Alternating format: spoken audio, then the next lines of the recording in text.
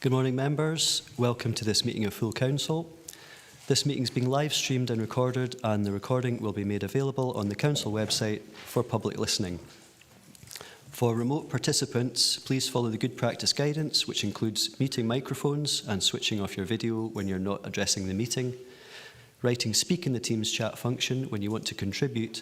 If you're in the hall, you can do this on your iPhone or iPad. Please don't repeat contributions already made by other members. No material should be posted in the chat function if it's intended as part of the discussion. Usual standing orders apply, including that any votes will be undertaken by roll call. And if any member has to leave the meeting, please either leave the Teams meeting for that period of time or write leave in the Teams chat function and then join when you rejoin the meeting so we can keep track on whether the meeting is quorate. All members should try and speak clearly and directly into the microphone when making contributions and when referring to reports. Please indicate the relevant page number and the paragraph to allow everyone to follow. Please focus your contributions on areas where clarification is required or to propose an alternative to a recommendation.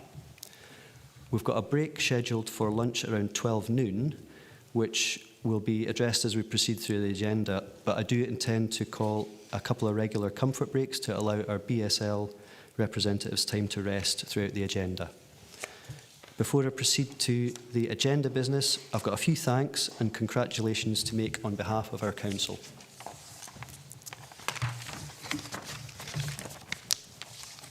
So, firstly, I'm delighted to welcome at our meeting today our facilities team to congratulate them on winning the award of Outstanding Contribution to Cleaning at the Assist Conference. Over the past 30 months, our staff have gone above and beyond to keep our schools, community facilities and workplaces clean and as germ-free as possible, both before and during the pandemic. In some cases, had it not been for them, our services in schools and key buildings would not have been able to continue as they did. To be recognised at national level just reaffirms the dedication and commitment of our staff. Congratulations.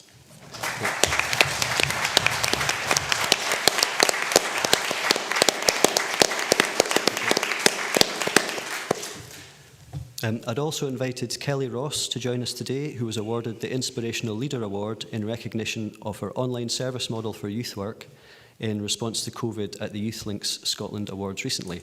I'm sure all members will join me in congratulating Kelly in her achievement. Well done, Kelly.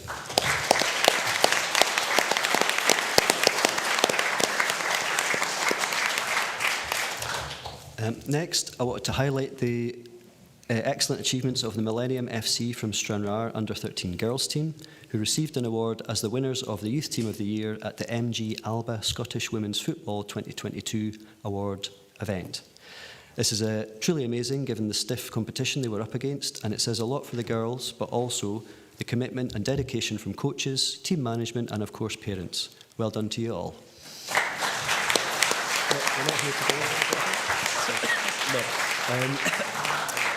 And not to be left out from the other end of the region, the Royal Borough of Annan Pipe Band travelled to Inverness for the European Pipe Band Championships, and I would like to offer our congratulations for the Pipe Band being crowned Grade 2 champions.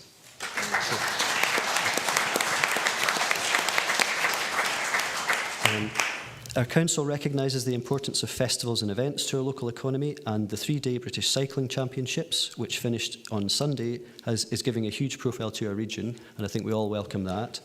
And Youth Beats, despite being 1 rather than 2 days, made a welcome return with lots of very positive feedback from those people attending, and I think on reflection it was probably the very sensible call to actually call it off on the Sunday given the extreme weather we were suffering, so it was a good call on behalf of our team.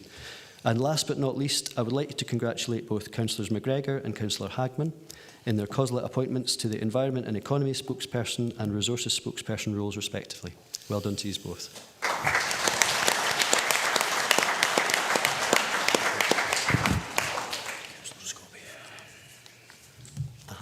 Councillor Scobie. Some of those are hard to follow, the recognition that we've given to tremendous work and so forth. But just in terms of the Millennium FC chair and the huge achievement that this under-13 girls team achieved, I would like to think that we could award them some kind of civic recognition in Stranraer, either through the area committee or better still from the full council. They were against, as you said, they were against stiff opposition. Some of the teams are full-time teams: Hamilton, Kilmarnock, Queen of the South. So for Stranraer, and this is a standalone group of young girls, and the work that has been put in, the travelling that they do, I think that we should recognise them by some civic recognition, Chair. Thanks, Councillor Scobie, and I've just been indicated to me that it's already under consideration to do something like that, so thank you. Okay, that takes us on to item 1 of the formal agenda, which is sederant and apologies. Vlad, could you provide the sederant and any apologies, please? Good morning, members. I can confirm we have received apologies from Councillors Drysdale, Slater and Walters. We have 30 members present in the hall, and we have 10 members present on Teams platform. Thank you. And I confirm my agreement to the participation of those members recorded as participating remotely. Item 2 is declarations of interest. Do any members have a declaration of interest they wish to make? Yeah. Councillor Brodie. And a declaration of interest on item 6. I'm a member of Ann Harbour Action Group. I don't consider my interest to mean that I'll have to leave the meeting, so I'll stay for the meeting. Thank you. Thanks, Councillor Brodie. Any other declarations of interest? No, I can't see any. So that takes us on to item 3, which is the minute of the meeting of 31st of March. Can we approve the minutes of the meeting? Thank you. That takes us to item 4, which is the unaudited accounts 2021-22. The purpose of this report is to ensure compliance with local authority accounts Scotland Regulations 2014, which state that the proper officer, under Section 95 of Local Government Scotland Act 1973, shall ensure that the draft accounts are submitted to the Council by no later than the 30th of June following the relevant financial year end. As in previous years, the unaudited accounts were circulated prior to the meeting today. We have Paul Garrett and Gillian Ross from Finance on Teams to assist members with any questions. Over to members. Any questions on this one? Councillor Wood. Thank you, Chair. It's really on page 94. I was wondering if we could get clarification on, first of all, what happens to the resources that's been held for COVID? There's 7.5 million sitting there. The other one is carriage defect repairs. There's 661,000 went out, but we still have, well, 1,700,000 still left in the account. With the roads in the state they're in, should we not be utilising that? And the other one is welfare and reform and anti-poverty. And I note that we transferred 370,000 in and we utilised 326. I mean, I would have thought if we have problems with anti-poverty, we'd be utilising all those funds, would we not? Okay, thank you. I think, well, firstly, I'll ask Paul, I think it would be for page 94, just for that clarification. Thank you. Yes, in terms of the COVID monies, Councillor, this was subject to a report to the Finance Procurement and Transformation Committee last week, where we indicated that we will be setting some money aside to support the ongoing impact of COVID costs in the new financial year, but there's also been some money released to general balances to support members' consideration of the medium-term financial strategy. So that's how we're looking at the utilisation of the COVID monies. In terms of the funding for roads, obviously members have recently agreed additional investment in roads. There has been some delays, partly due to COVID restrictions, and then some contract and supply chain issues immediately after that. But I know that the service are currently making plans and progressing procurement activities to ensure that there's a kind of speeding up of spending on our roads in the new financial year. In terms of the welfare reform, anti-poverty, sorry, can you maybe just remind me exactly the kind of detail of the question here, Councillor Wood? Sorry about that. Yes, that's the one that we're talking about, where there was 370 was transferred in and only 326 were utilised. Yep. Well, in terms of the allocation and utilisation of the anti-poverty monies, these are fully considered and now committed through the Communities Committee. I don't have the details to hand in terms of exactly how that's being used, but it is something that's been allocated for specific purposes in the new financial year. I don't know if Gillian wants to add anything to that at this stage. Yes, Paul, just to confirm that the 370,000 going in is actually part of the agreed 22-23 budget decisions, whereby there was a number of allocations reflected within the policy development funding. So that 370 is the additional funding that was agreed, increasing the overall resources from 630 up to £1 million. So it's just basically the preempting of the 22-23 budget decisions, and it is committed and has been considered by the Communities Committee in terms of the allocations for that for 22-23. I appreciate what you're saying, but what I'm struggling to understand is why we haven't utilised the full fund under the present circumstances that many people find themselves.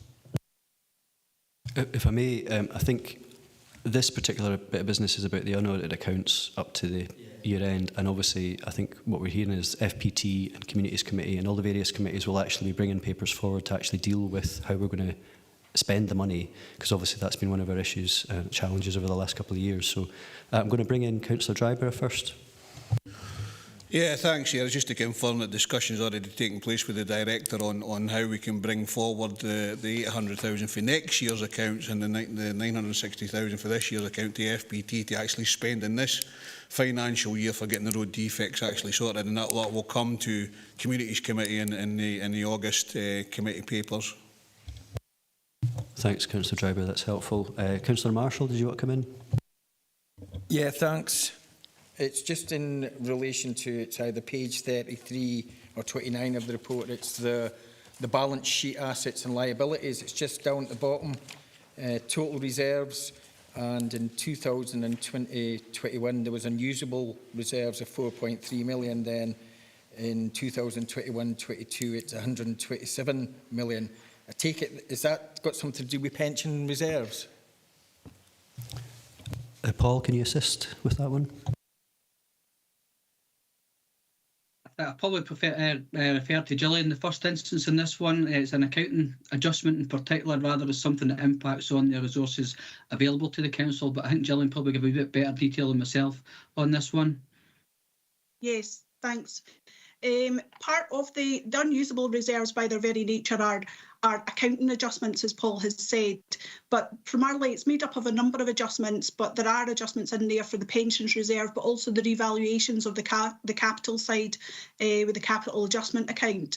There are further details within the accounts in terms of the overall makeup of those details, in terms of how each reserve has moved during the year, but they are primarily accounting adjustments with no financial or monetary aspect.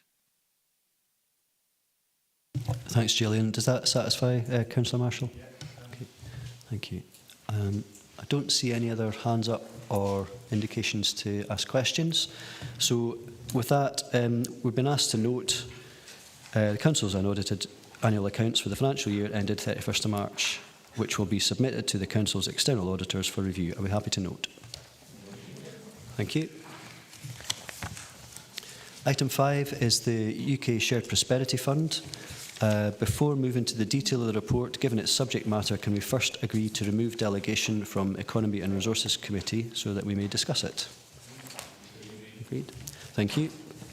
So the purpose of the report is to provide members with an update to the UK Shared Prosperity Fund, or UKSPF, for Dumfries and Galloway, and to seek members' agreement for the development and submission of a local investment plan by the 1st of August.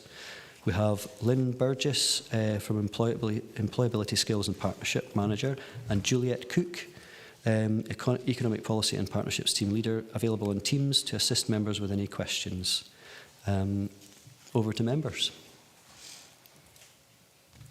Councillor Hagman.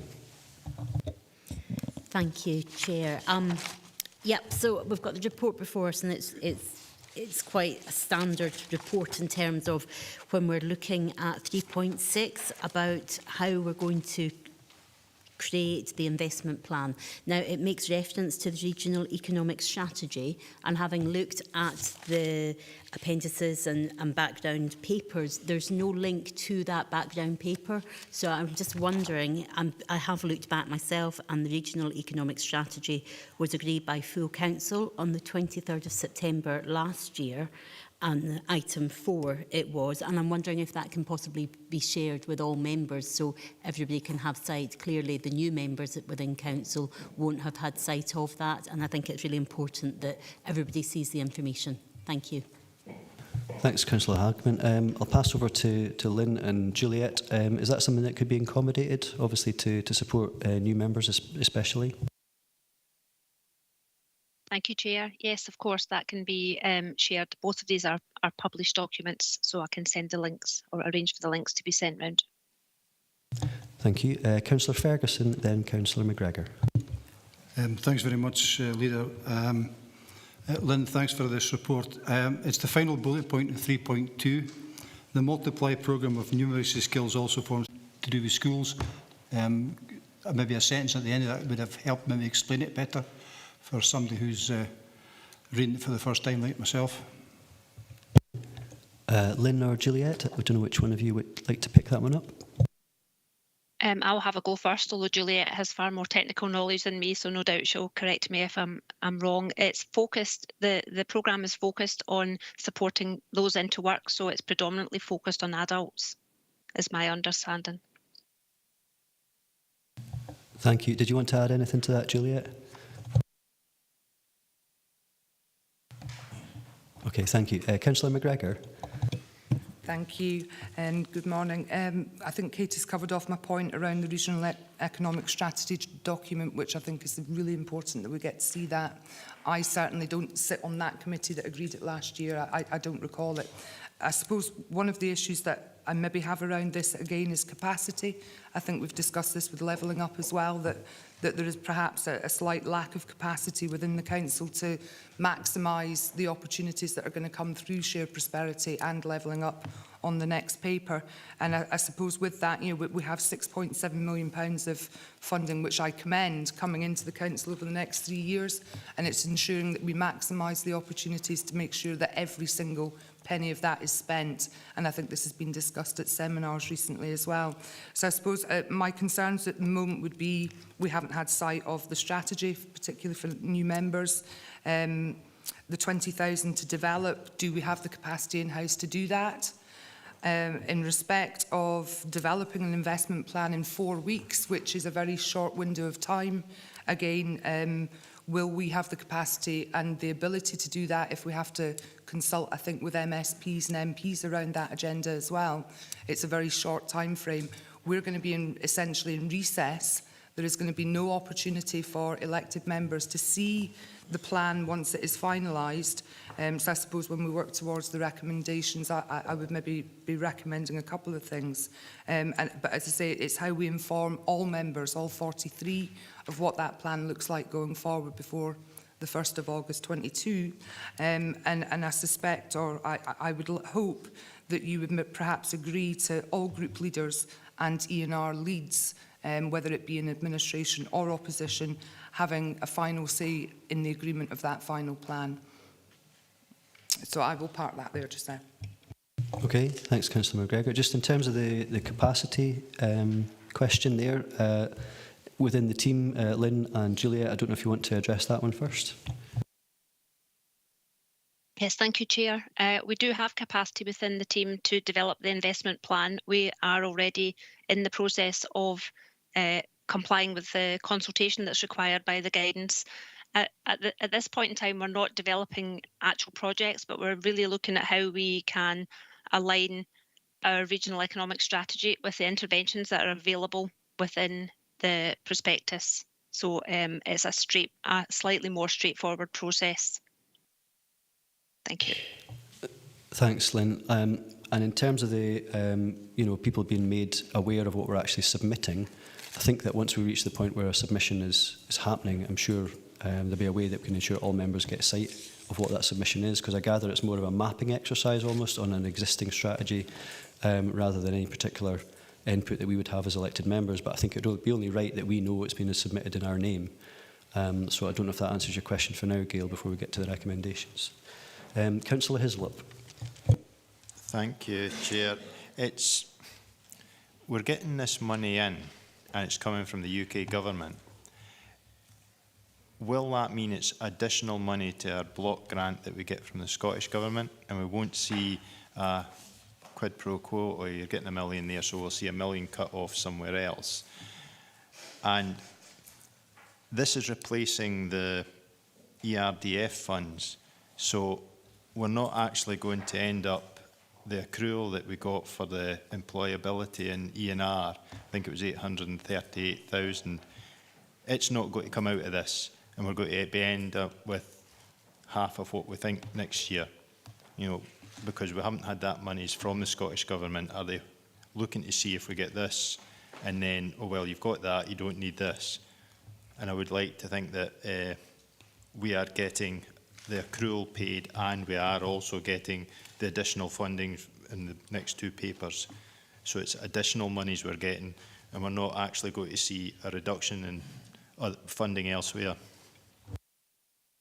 Thanks, Ivor. Yeah, there's a couple of things in there. Obviously, we want to make sure that we're maximising the money coming into the region without loss, if you like. And there is a little bit of clarity, I think, maybe in terms of the accruals. I don't know if Lynn or Juliet can speak to that, but I know that that was still being negotiated, if you like, in terms of monies that might carry over from one financial year to the next. And I don't know if that's moved any further forward, but it might be helpful to let members know about that. And I've got Lorna, I think, wants to come in as well, just on some of those points, which might be helpful. So on the accrual side of things, is that something you can touch on, Lynn or Juliet?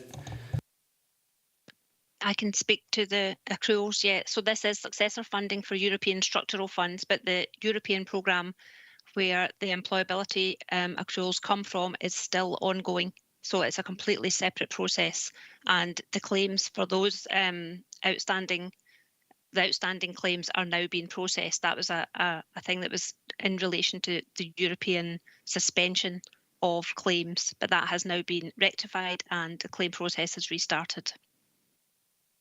Thanks, Lynn. And just on the wider question, Lorna, I don't know if you want to provide a bit more context and assistance to Ivor on that. Thank you, Convener. Just to confirm, this is additional money from the UK Government direct to local authorities in Scotland, so it doesn't come through a block grant, it comes direct from the UK Government. So this is additional to current funding.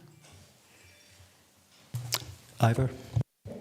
Maybe something that Councillor Hagman can keep an eye on in her role as the new resource spokesman, that we maintain what we've got in the block grant, and this is additional. Thank you, Councillor Hislop. Councillor Hagman, take note. So I've got Councillor Andy McFarlane next. Yeah, thanks, Chair. My question's rather simple compared to those that have gone before, but I'm hoping it'll aid certainly my understanding and perhaps some of the other members. It talks about the Multiply programme of numeracy skills, and then it gives you a chart at 3.4 which talks about the allocation excluding Multiply, and then the Multiply application, etc. There doesn't appear to be any explanation as to what the Multiply programme is and how that money is sort of arrived at.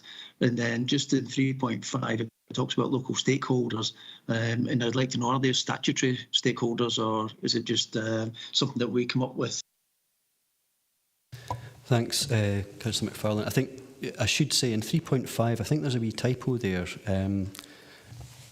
I just sort of noticed it before, but on the second last line, I think it should say, subject to member decisions, the Regional Economic Partnership will be asked for their input. But aside from that, Lynn, I don't know if you can assist Councillor McFarlane just in terms of the multiplier question there. Thank you. And the nature of the stakeholders. So the Multiply funding is, as detailed in the guidance, it's in relation to adult education and numeracy in terms of supporting people into work. It's a programme which I understand already is being delivered in England, but in Scotland it will be delivered slightly different. So it's just a ring-fenced allocation which is to support that numeracy intervention, and there's different interventions in relation to that. I've forgotten what the other question was. Apologies. Yeah, so I think it related to, you know, if the stakeholders were sort of statutory, if you like, or if what the designation was. Thank you. Thank you. Yes, so the stakeholders are listed in the guidance. So they're not statutory, but as far as I understand, and again, Julie, I'll correct me if I'm wrong, but there's suggested partnership groups and organisations and representative groups across all three of the investment priorities that we should engage with. Thank you. Councillor McFarlane, does that answer your question? Yes, thank you. Thank you. Oh, I had Councillor Dryburgh, I think he's withdrawn. Councillor Ferguson, did you want him back in? No, okay. Councillor Scobie. Yeah, maybe just building on Andy's question then, I'm looking at 3.2 and again reference to the issue in 3.7 in terms of community and place, investment in activity to improve physical, cultural and social ties and access to amenities, for example, community infrastructure and community-led projects. And I have raised this with Lorna and at ERC committee, and just wondering, you know, maybe getting ahead of myself in terms of the plan, but would this give us opportunity to start looking at place activity and for ward by ward to work up, you know, community initiatives in terms of the infrastructure, natural environment and so forth, in assisting communities to come forward so that we can maximise the spending if we can include that in the plan. It's to allow, you know, resources for communities to start working up community projects. Thanks, Councillor Scobie. I think that's been directed to Lorna there, but so I don't know if you can assist just in terms of maybe how the process will work when it gets to how communities will be looking at local projects, for example. Thank you. So the piece of work that's in front of members today is the development of an investment plan. So that's about what members want to invest in with local partners. And the three areas that are set out there by the UK Government direct us towards the areas that the money would be eligible to be spent on.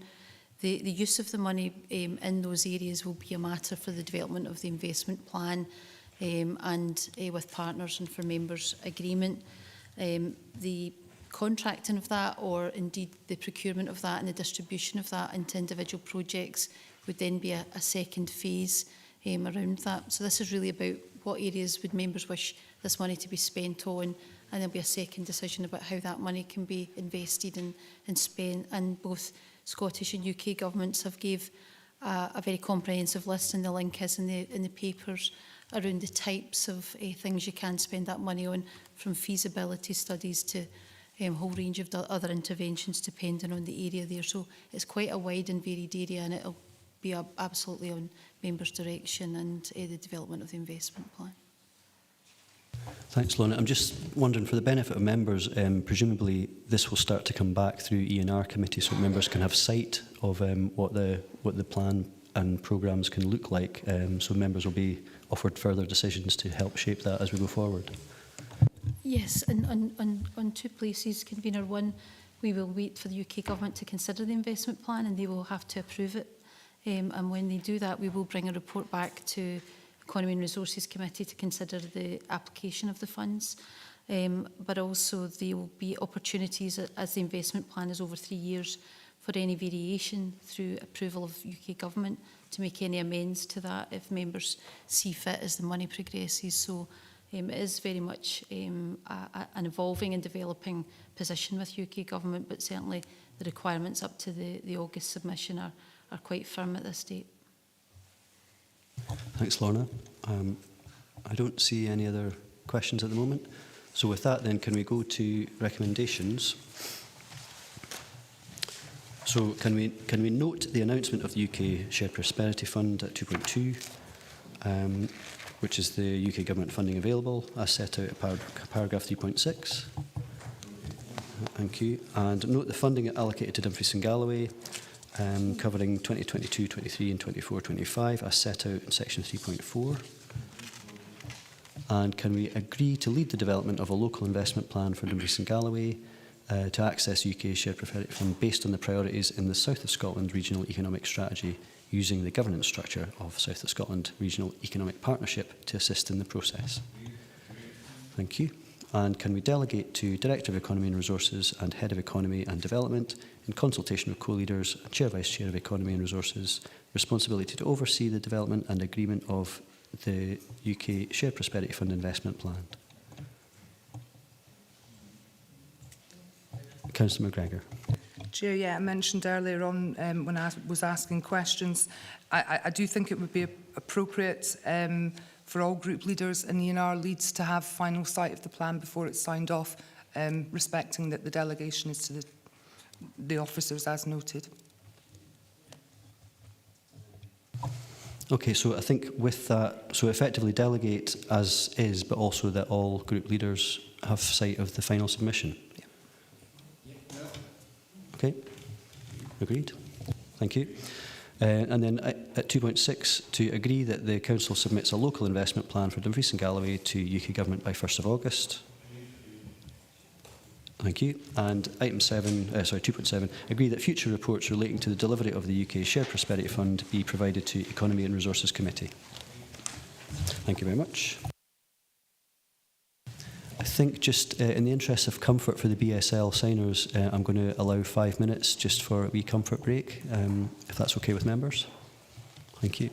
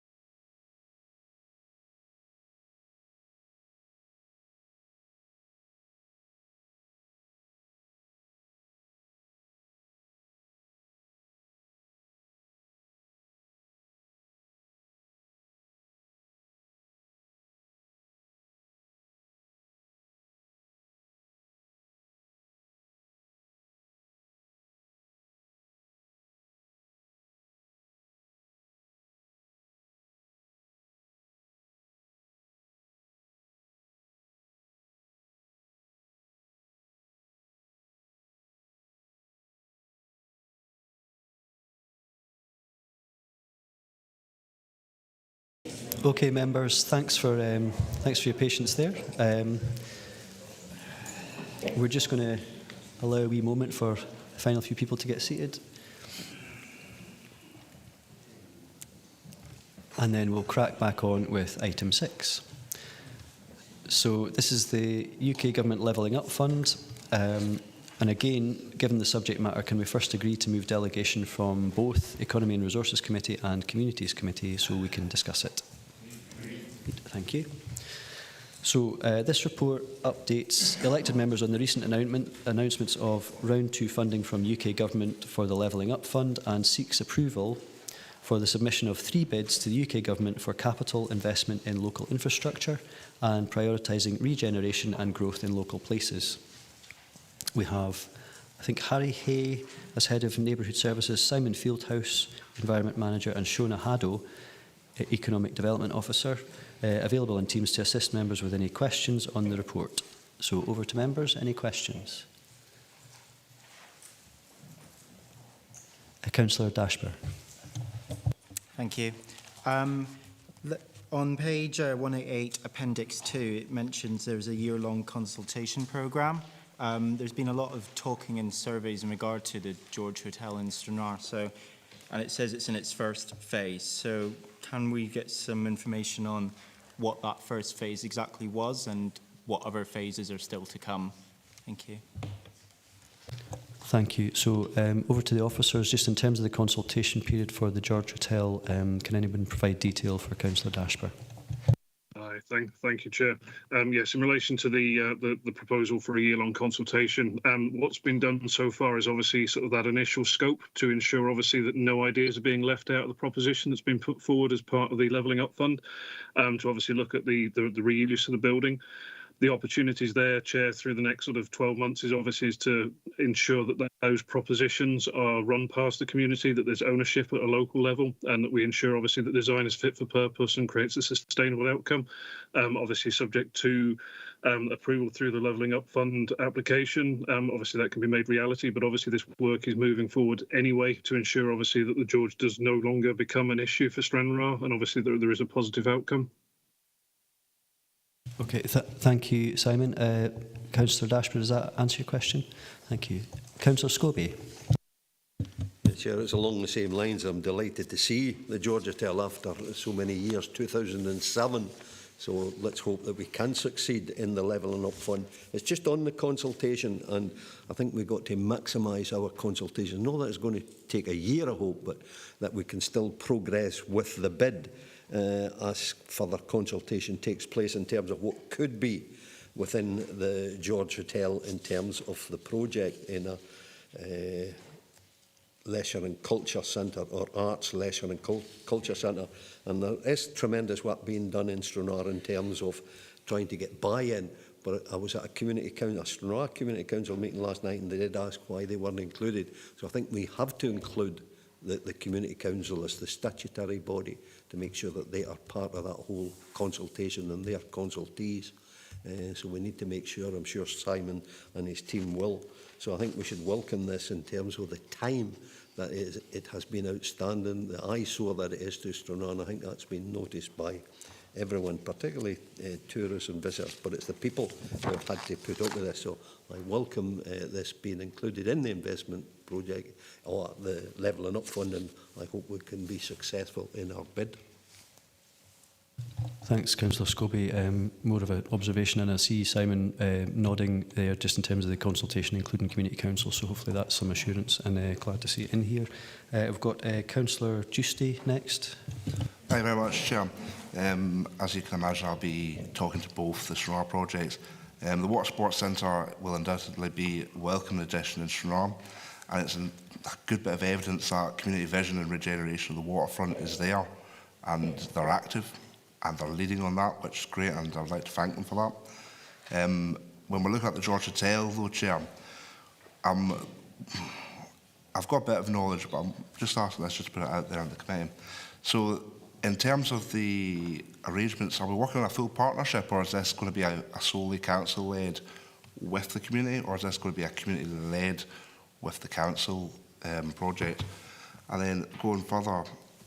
one of the things that Wally's actually referred to is the community council and the consultation with the community council. Now, they've done their own consultation, which came back with a demand or so to demolish the George Hotel. I think that we've got a good project here. We've got quite an inspiring project here. I've seen the drawings of the architects, the architects' work, and I think that we've got a good rose here, and we need to grab it by the hands and actually take this forward. But we need to do it quickly, and that's one of the things that I would like to see is, can we, in our next report, have a proper timeline for the people of Stranraer so that we know when this is going to be completed, and so that we're not going to slip on this. Because I realise that this report is quite brief with what it gives us, and it's quite brief with what it tells the people of Stranraer. And that's me. Thank you, Chair.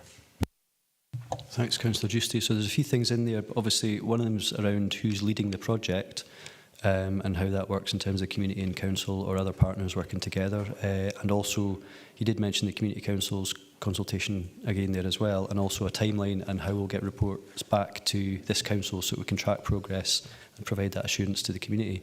Simon, I don't know if you can pick up those points, if you're able to address those for Councillor Giusti, please.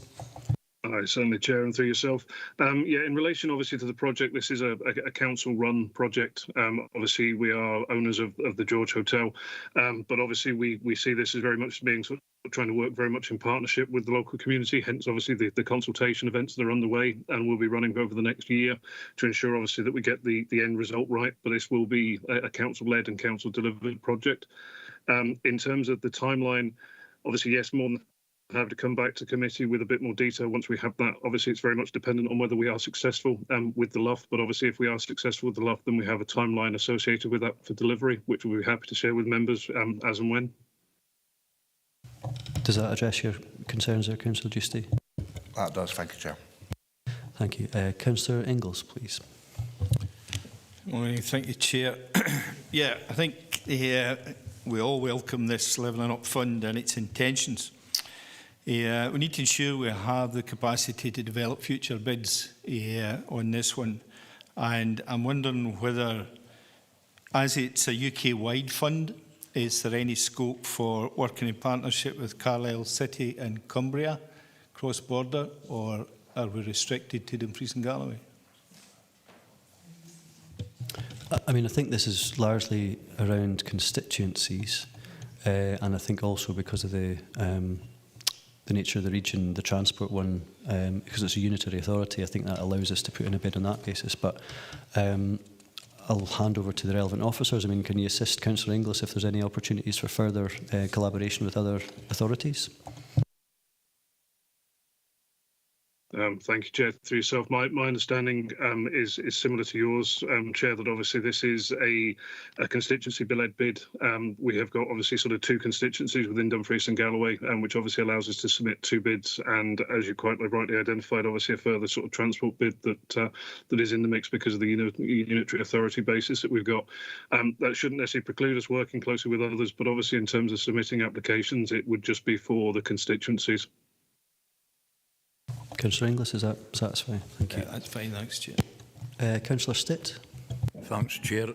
I'm just glad to see that one of the projects is Dalbeattie Rocks and Wheels. This has been ongoing for about 4 or 5 years, but I think it's a great chance if they can get the funding, because I think it will create jobs and it will be a great benefit to the town. And where it's situated, it's right near the wood area for mountain biking, etc. And I just hope they're successful in the funding. Thanks for that support, Councillor Stitt. Councillor Wood. Thank you, Chair. It's on item 2 there when they're talking about public transport. I'm pleased to see they're looking at that.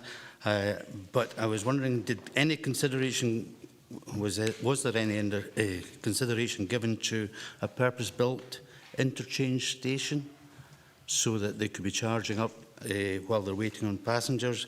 And the other point was any consideration given to alternative fuel sources such as hydrogen? So quite specifically transport-related questions there, Councillor Wood. So I don't know who can best assist. I don't know if that's still yourself. Oh, I see Harry's hands up. So just on the purpose-built interchange station and the alternative fuels, Harry, if you can assist, please. Yeah, thanks, convener. Yeah, clearly one of the considerations for submissions to this bid is the timescales, and absolutely we've very much got our eye on the horizon in terms of emerging other fuel options, including hydrogen. But given the delivery timescales, projects required to be fully in place by 2024, and the fact that it would supplement our existing arrangements and add value to our current EV ambitions, fully electric development was deemed to be the preference at this point. But that's not to preclude, Councillor Wood, that hydrogen is certainly something we wish to explore as an authority moving forward. In terms of the charging hubs we refer to, we really are wanting them to be multi-vehicle use, so everything from buses, domestic cars, commercial vehicles, but also bikes, and it would really promote that integrated use and connectivity across all the locations. Hopefully that clarifies. Thanks, convener. Thanks, Harry. Councillor Wood. I was interested to hear Harry talk about the different kinds of voltage that's going to be getting charged. I take it these charges have multi-volt preferences. That's an area technical level that I'm not sure about, but Harry, I don't know if you can assist with that one. Yeah, what we're wanting to try and achieve is what is referred to as supercharging, as well as trickle charge that would suit different types of vehicles and different types of circumstances. And what we really want to try and do is make the availability of charging points as inclusive as possible. So for residents of the region, or indeed visitors coming in, we want them to be compatible with as many different types of vehicles as possible. And I think, given the track record within Dumfries and Galloway already in terms of our EV infrastructure, very much recognise there is still much work to do, but this application, if successful, would really accelerate our ambitions across the region and integrate well with other infrastructure that is already in place or already in planning. Thanks, convener. Thanks, Harry. Does that answer your question? Thank you. Councillor McGregor. Thank you, Chair. This fund's an exciting fund, and I do think that we need to be ambitious and aspirational. And I think David touched on the point of longer term capacity. Obviously, at the moment, there's not a massive amount streaming through in this particular financial year, but I understand in years 2 and 3, going forward into 23-24 and 24-25, there will be much larger amounts of funding coming.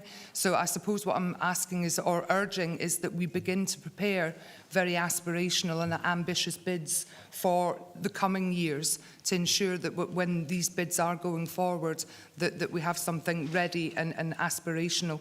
And I think that will assist in the nervousness around putting a lot of capacity into preparing things without an absolute guarantee that you're going to get the funding at the end. And I know a lot of local authorities across the UK have been a bit reluctant to commit resource to something when they don't know whether they're actually going to get anything at the end of it. I think we need to be bolder than that, and we need to really be thinking forward as well. So the projects in here are good and they're solid, and they'll take us through into round 2. But I would urge us now to ensure that we have the capacity, whether it be in-house or through external advisors like Hatch, to be beginning to look forward into years 2 and 3 and make sure that we get every single penny out of this fund that we possibly can. Because our budgets are going to be cut elsewhere, so we might as well maximise this. Yeah, I think we should be as well aligned as possible to take advantage of every opportunity. So, but I think Lorna's maybe want to come in to speak to this one, so I'll hand over to you. Question.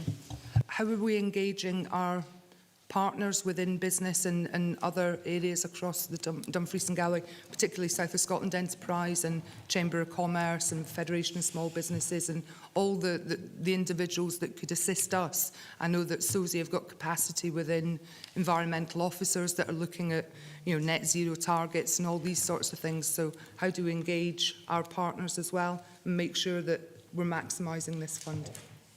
So twofold.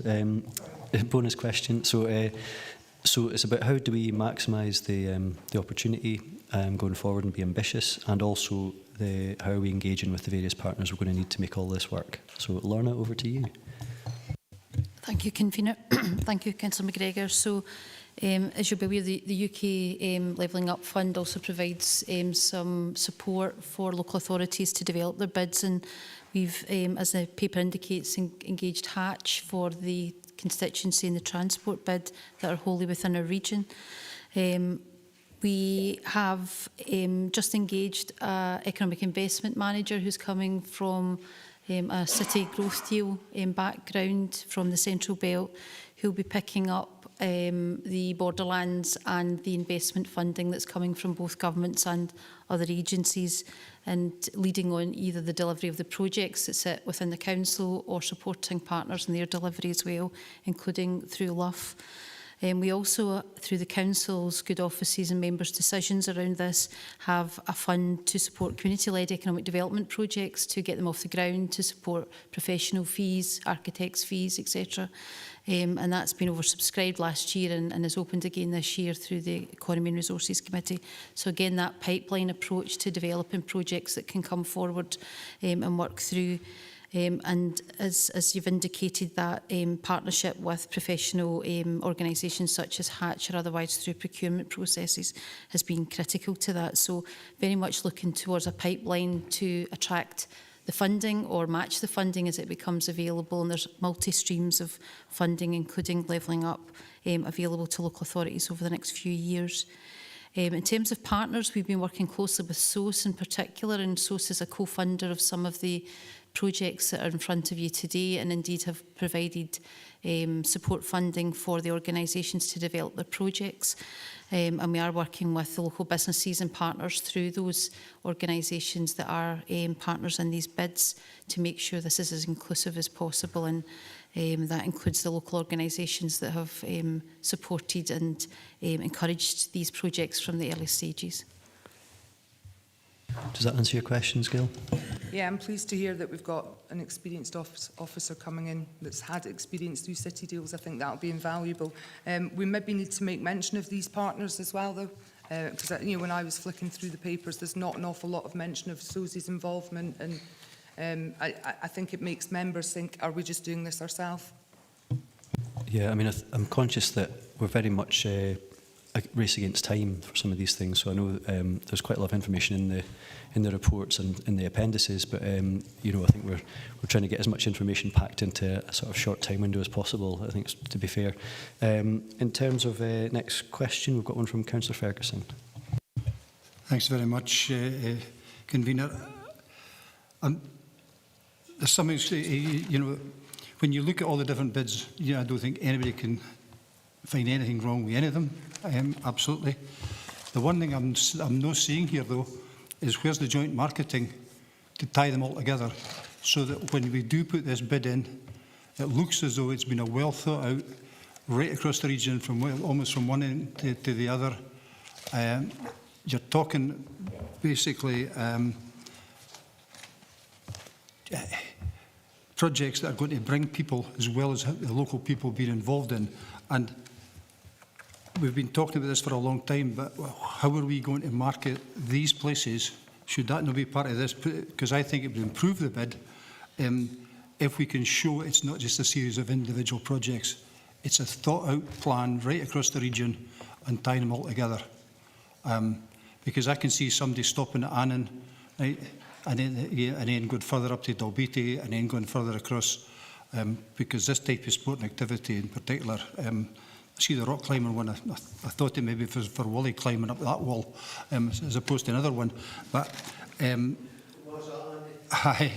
absolutely. So I'm just what I'm trying to get at here is, have we got a marketing plan that can tie them all together, or am I reading this wrongly?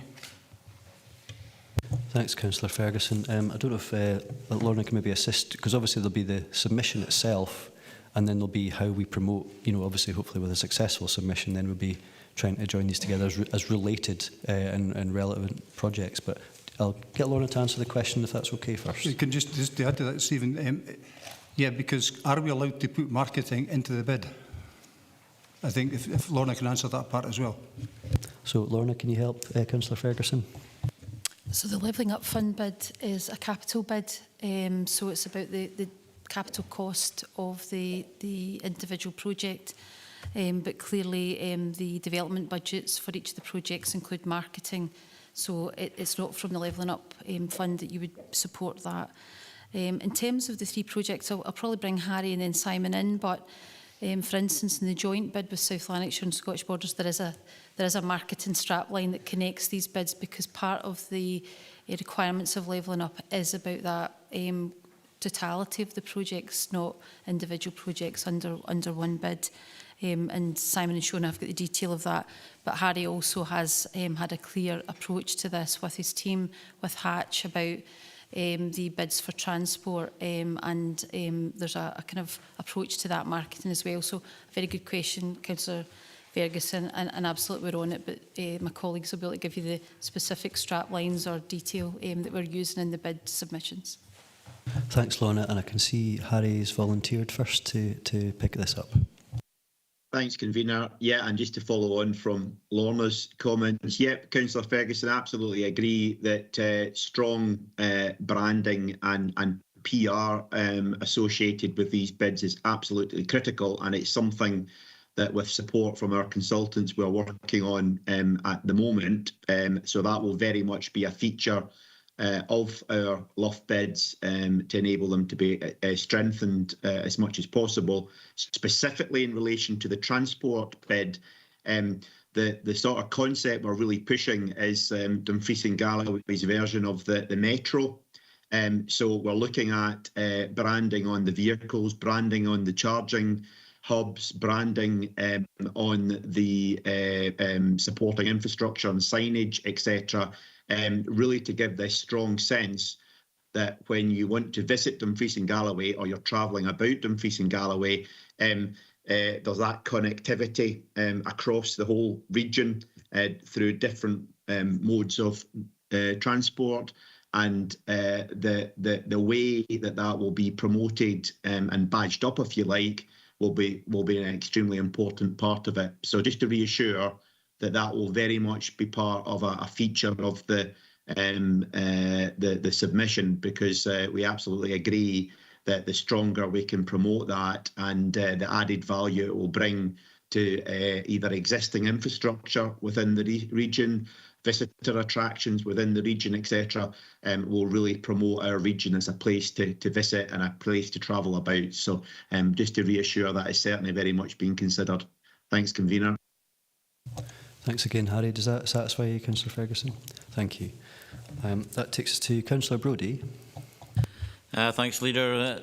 It's really encouraging that there are all these funds available to the Council and to the communities in Dumfries and Galloway. We've got the Levelling Up Fund, the UK Prosperity Fund, we've got Borderlands as well, we've got Community-Led Economic Regeneration Fund. It's good that we're trying to get the capacity to do that. Probably we need to do more. We need to maybe use the change fund to make sure we've got enough staff in place to get all this money, to make sure that not a penny that we couldn't spend is gotten for the council. So I think that really lots of opportunities for the whole region. And I think we need to be in a place to deliver for the people of the Dumfries and Galloway on this.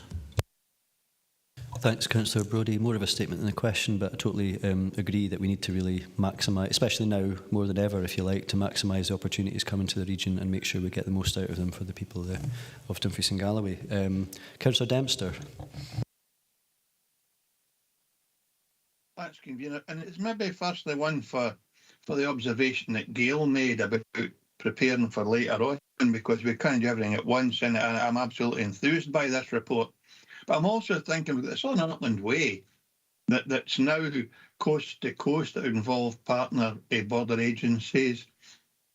And with upturn in cycling and popularity, an upgrade's very much on the cards to make that an attractive proposition right across our wards or our area.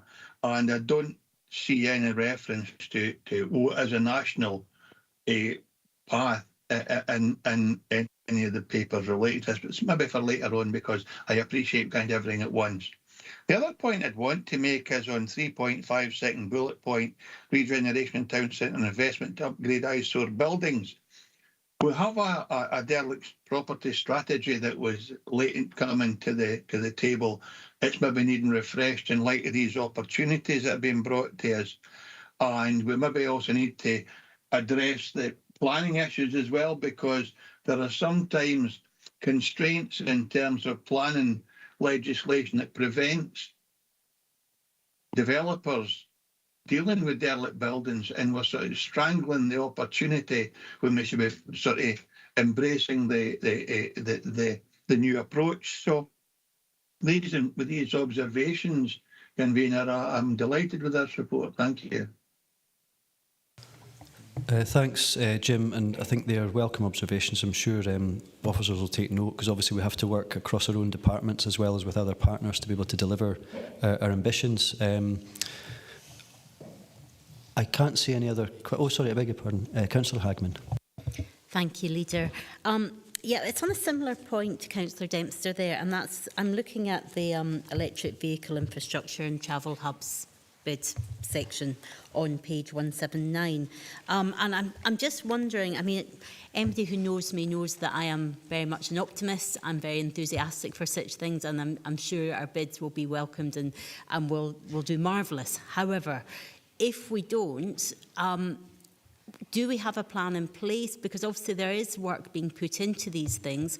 We've had various things come to committee, especially via communities, in terms of the active travel strategy and looking at potentially our new regional transport strategy as well. So how are we going to ensure that if we aren't successful with these bids, this work is going forward? Because certainly I'm looking at the idea of these hubs throughout the region, and I will admit that 2 of them are within my ward, and that's very welcome. But how do we ensure that this work can continue even if we're not successful with this bid? Will there be other opportunities to take forward? Thank you. Thanks, Councillor Hagman. I think I'll pass over to, let me see, who's got their hand up? Harry, I think you'll be the first shot at this. So just in terms of the resilience of projects going forward, if one funding pot doesn't come good, how do we maximise the projects with other pipelines, if you like? Yeah, thanks, Convener. And Councillor Hagman raises an important point. I mean, I believe that one of the strengths of our LUF bid, particularly as Councillor Hagman mentioned in relation to the transport element, is that we can demonstrate that this approach is already very strongly within our agreed council strategic position. So this isn't a project that we've created simply for LUF. This is something that we can demonstrate that has already been thought through, is planned, and indeed has already been delivered on the ground. Reference is made to the Annan Hub, for example, that's soon to be launched. And I think there was a recent survey completed that cited Dumfries and Galloway as one of only 2 local authorities in Scotland in the top 10 in the UK as being deemed as EV ready. So we've pulled a lot of that into our draft bid. I appreciate that members haven't got the full detail of the bid in front of them.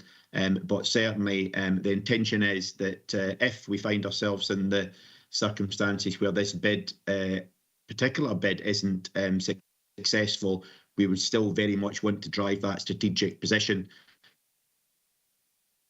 And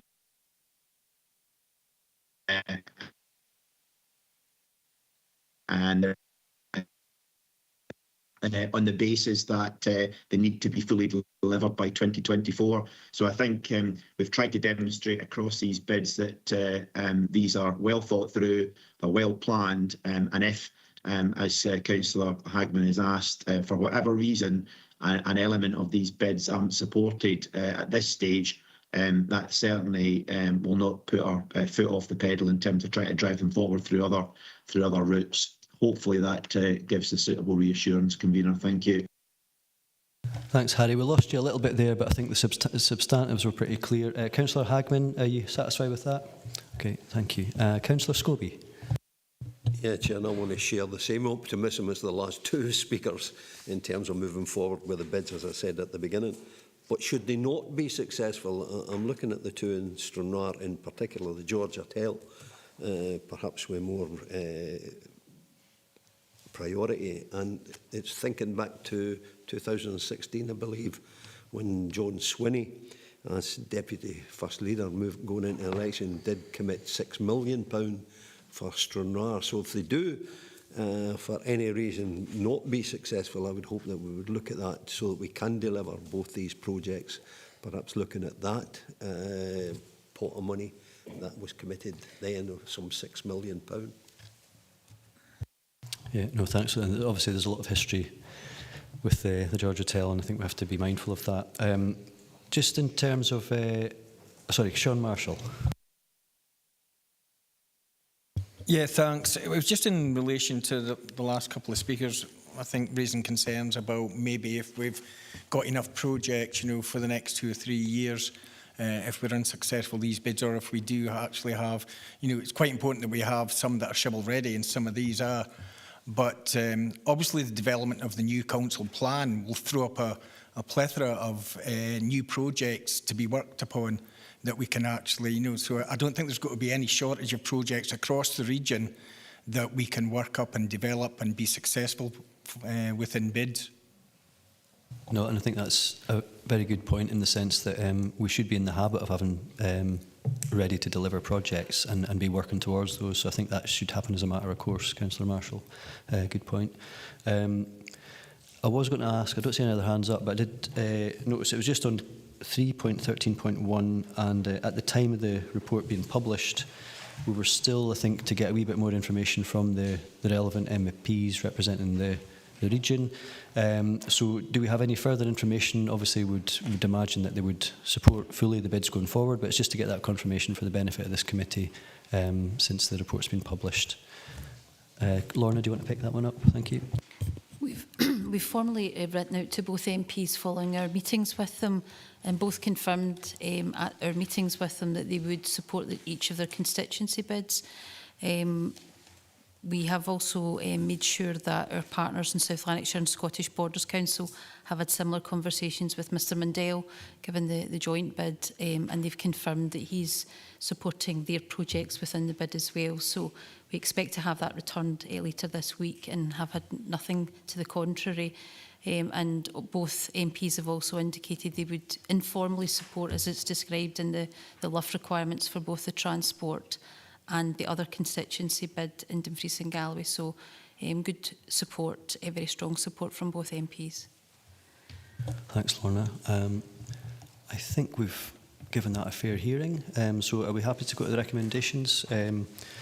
We've at 2.2, note the announcement of round 2 of UK Government Levelling Up Fund as outlined paragraph 3.1 to 3.7. We're happy to note. 2.3, note the programme of bid development that has been undertaken within the Council and with partners. 2.4, agree that the 3 bids outlined in sections 310 to 312 and set out in the appendices 1, 2 and 3 are submitted to the UK Government. Good, thank you. And 2.5, agree the future Scottish Government place-based investment funding can be utilised to underwrite the required match funding for up to 10% of total project costs for the regeneration projects as outlined in 311 and 312. And further note, that's within the same recommendation, clear plans to minimise this requirement through active support and engagement with the project leads and securing further other external funding sources. Noted. And 6, subject to 2.4, 2.5, delegate to the Interim Director of Communities, Director Economy and Resources and Head of Neighbourhood Services and Head of Economy and Development to submit the 3 bids by the deadline of 6th of July. Good. So no pressure. So thank you very much.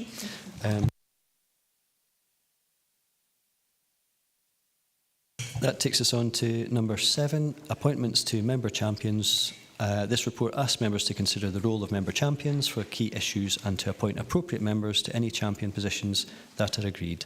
Vlad's here to assist members with any questions. Vlad, do you want to add anything to the report? Okay. Over to members. Councillor Dryborough. think members will not be unhappy with what I'm about to suggest, hopefully. Obviously, the Armed Forces Champion is set within the guidance of the Armed Forces Covenant, and it's, it now has enshrined in law in the Armed Forces Act 2021. So obviously the Armed Forces Champion, I think we should go ahead with as a council. With regard to other champions, I think perhaps it would be a better idea if everybody was a champion for young people, for the environment, for older people and others, Chair.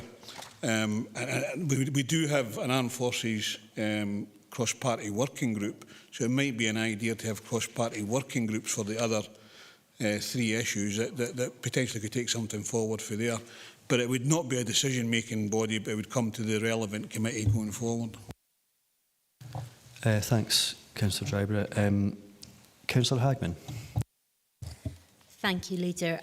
Yes, so I would second in part what Councillor Drybrough has said in there in terms of the Armed Forces Champion, and also commend him for the work that he has done taking that role forward. I would probably actually formally move to appoint, if I had a seconder, for Archie to take that role forward.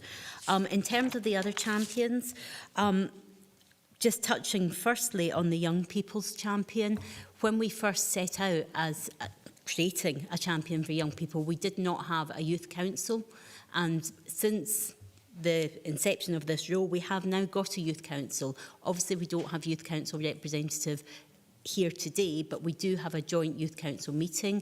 The youth councillors have chosen to sit on area committees and within education, so I feel that, you know, very much the voice of youth is representing themselves. I don't feel, although clearly if that was a desire from the Youth Council, they wanted us to have a champion on their behalf, I'm sure we could accommodate that. But I think at present it's not necessarily required. They have their own voice and we should listen to that voice going forward. In terms of the Environment Champion, I think Councillor Drybrough is absolutely correct. We should all be champions of the environment, and that has been mainstreamed certainly in the previous council plan, and certainly I would hope that that continues in our new council plan. There is already a working group in place, although it's not populated at present, and I believe that we should probably look to populating that working group so it can go forward. Now, I appreciate last term it was, I believe, 1 from each of the political parties. Whether we want to agree that today or get a report back, I'll maybe seek governance advice on that one going forward. And then in terms of the champion for older people, well, the previous champion for older people is here in the room, and it would be interesting to get his perspective on that. But I think the champion for events, also again, we have got protocol for how events are covered. There's civic duties, there's duties via the area committees, and each of the ward members, when there's events in our wards, we should be taking part in championing all of those. So, as I said, I'm happy to support in part Councillor Drybrough's proposal. I'm not necessarily thinking a working group for each of these is required, other than the Environment Champion, which is already in place. But I'll open it up to other members to come in. Thank you. Thanks, Councillor Hagman. I think, Archie, did you want to maybe come back? No. Thanks, Ian. I'm happy with what Katie said. Thank you. Councillor Ferguson. Thanks very much, Convener. As I was the Older People's Champion in the last 3 years, really, and COVID, of course, made a huge impact on what we could and couldn't do. One of the things that did come out of that, though, was the resurrection of the Older People's Consultative Group. For those who that might be a strange phenomenon to them because they've never heard of it before, but in previous councils, in the 2012 one in particular, the OPCG, it was known, played a critical part in some hefty pieces of policy consultation that affected older people. And there's a report coming back to the Social Committee on the suggestions that they're talking to the Health Social Care Partnership, whether in fact we go with this as 4 localities and then one umbrella group or whatever. So my suggestion would be is we actually wait until that work has been completed and then revisit it again. I know we're going to get lobbied from Age Scotland and the likes, because they've been building up this network of older people's champions for quite some time now. And I think it's something like 20 out of 32 authorities have one. So I think we go into it with our eyes wide open, but let's see what the work between the Health and Social Care Partnership and the social work team bring forward in the report. And if need be, we can refer it back to full council for a champion, depending on what they say. Okay, thanks, Councillor Ferguson. Councillor Brodie. Thanks, Leader. I think I concur with what's been already been said. I think it's important we have it's necessary to have the veterans champion. As a member of the Climate Change Emergency Group and my Deputy Leader, Dougie Campbell, being the climate change champion, I think it is important that we take climate change seriously and probably beef up the working party group, which will be the subject to a future report. So I like the notion of everybody being a climate change champion, because every councillor and every committee should be focused on reaching our targets of zero carbon in the council's operations by 2025. Thank you. Councillor Blake.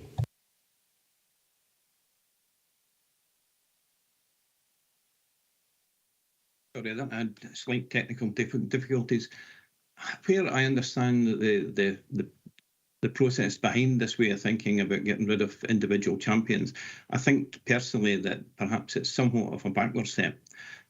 I think, but in particular, I was the one that brought forward the appointment of the older people's champion 2 or 3 years ago, and Councillor Ferguson, he's obviously taken that position.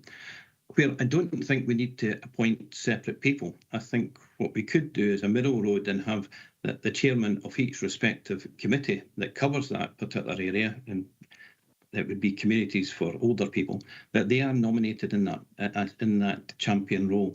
And that would be a middle ground. It wouldn't overcomplicate things, and it would give the individual organisations a single point of contact. Thank you. Thank you. Okay, so is it Councillor Marshall?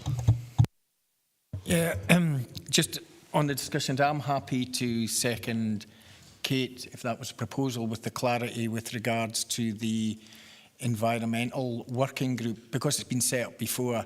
It's just a continuation, and if it's on the same basis as one member from each political group, then I would be happy with that. And I agree, I think the Armed Forces champion is the one that should remain at the moment. We can always revisit the older persons champion, but I think because what's been said, we should be champions for the environment, all of us.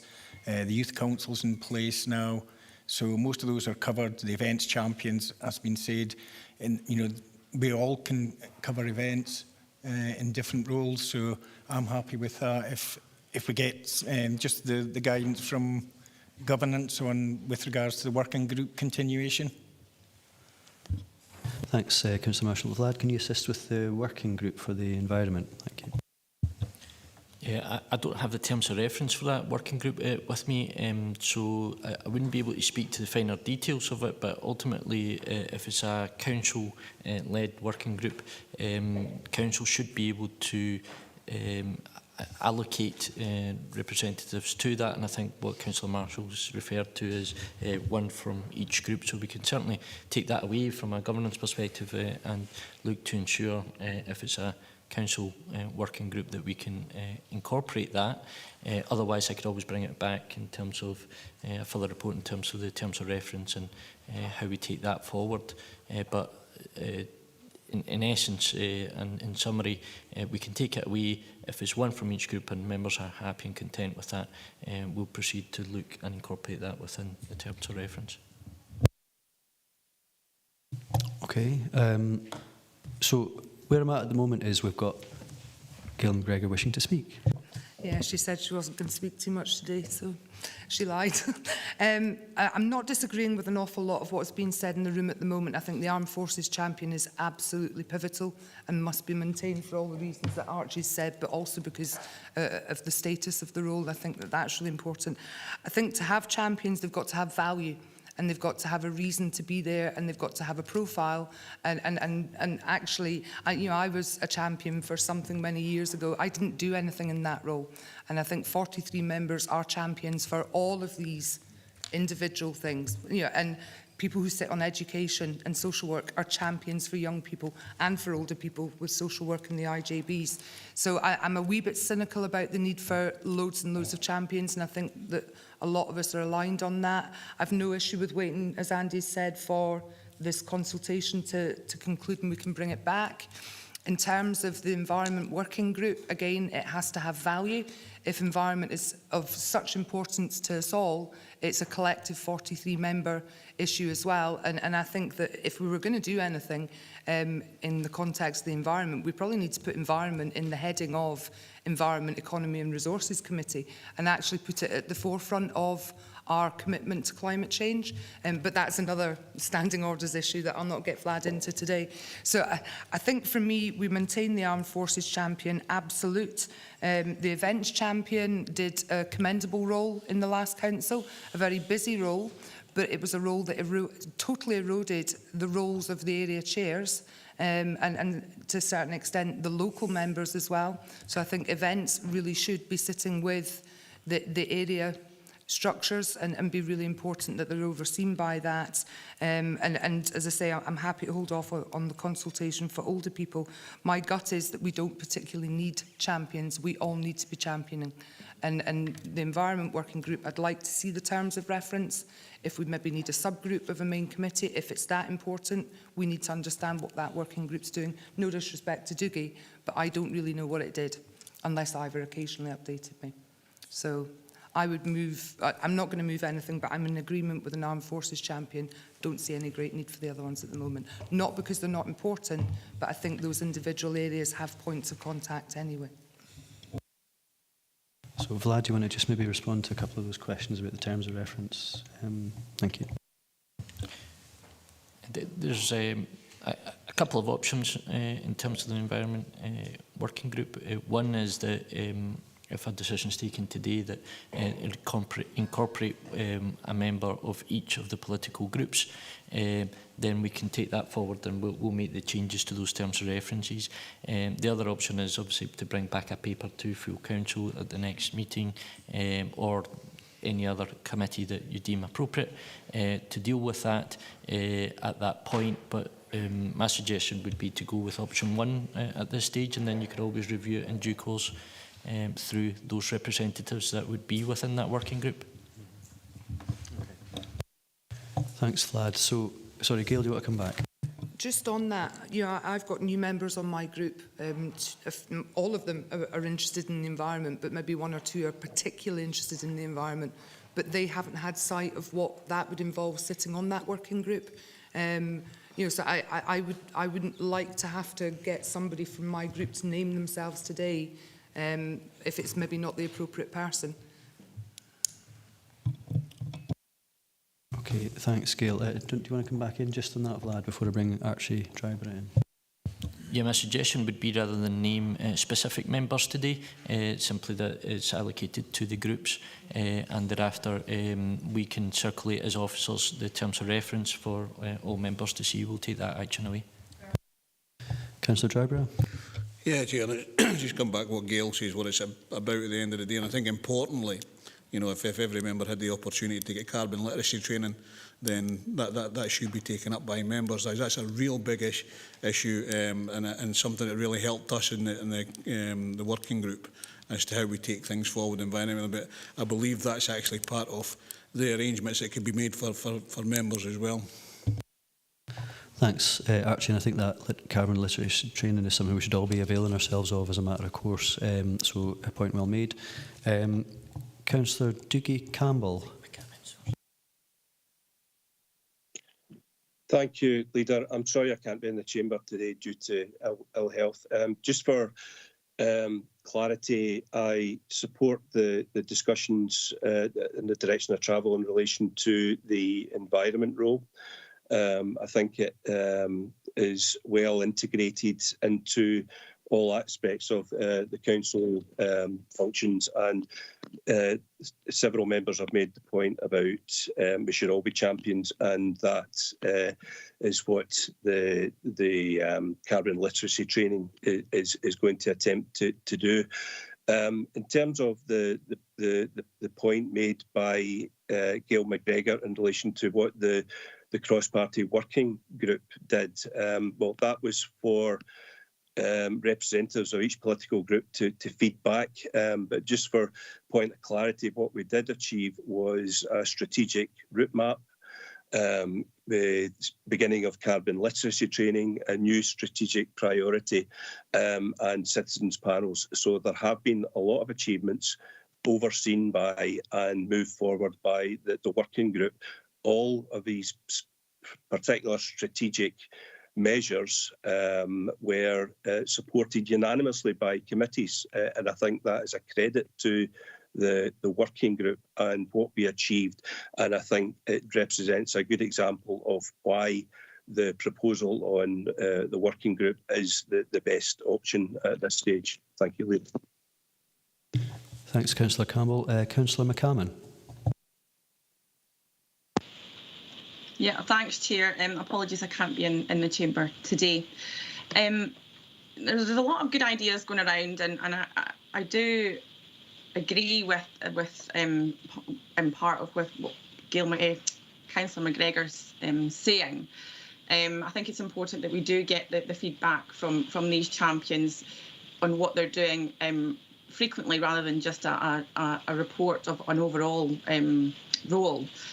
My question is, or my request is for the paper to consider a young people's champion. Now that's being children and young people's champion, because currently there's not a recognised point of contact for the issues the children and young people face.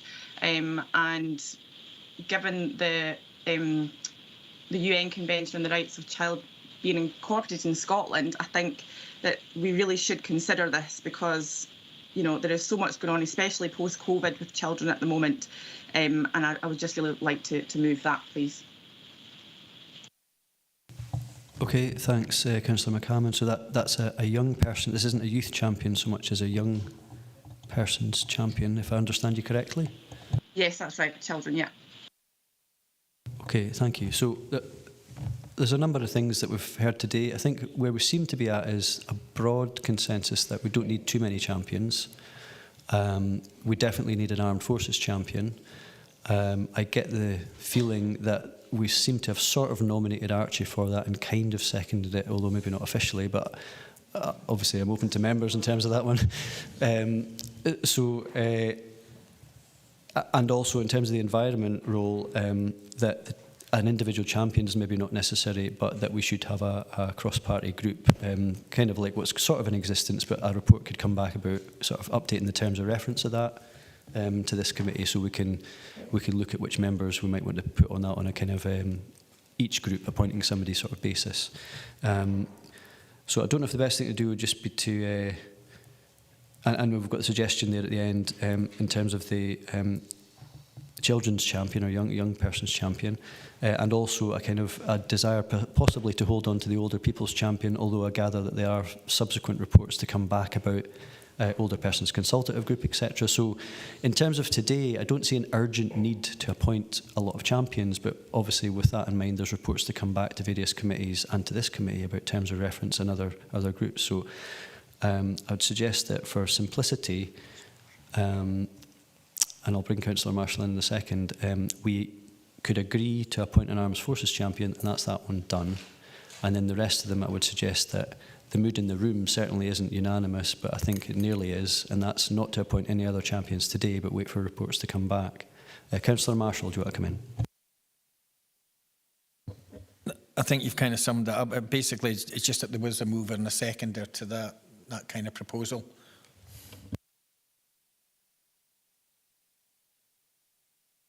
Oh, okay. So just to nail this down then. So if we, at 2.1, can we note the previous position on member champions as detailed in the report? Can we agree at 2.2 to appoint an Armed Forces champion, and that being Councillor Dryborough, if he's willing to accept the role? And that not to appoint any other champions on this day, but they will get a report back in terms of the terms of reference for the cross-party environment panel or group, and just so that groups can appoint to that should that arise through the report. And any other reports that come back relating to champions, we can always decide to appoint champions at another day, but I think on today we seem to be at a position where the only one we need to appoint is the Armed Forces champion. Are we agreed? Okay, thank you, members. I think in the interest of time and for the BSL interpreters, it's maybe time to take another short comfort break, if that's okay. But I'm conscious that it's 12 o'clock or sort of lunchtime, so shall we give it half an hour and come back at 12:30? Is that okay with members? Thank you.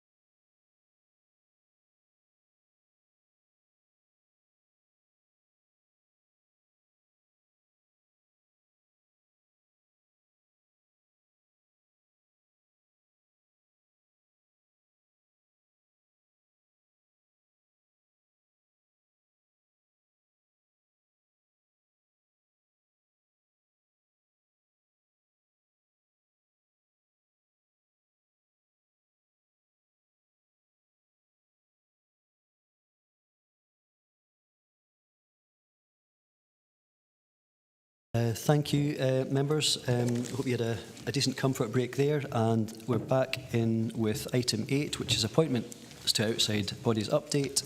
This is a report just providing an update to members on the appointments made at full council at the meeting of 24th of May. You'll see in the report there's a wee typo there where it refers to 31st of March. That should be 24th of May, obviously, which was the last full council meeting. So this is really a noting report. Vlad's here to assist members with any questions. Over to members. Are there anything you'd like to ask? I can't see anything from the chat or in the room, so happy to agree or note, sorry, item 8. Okay, thank you. Item 9 is the committee arrangements, appointment of chair to the ad hoc waste collection, treatment and disposal subcommittee.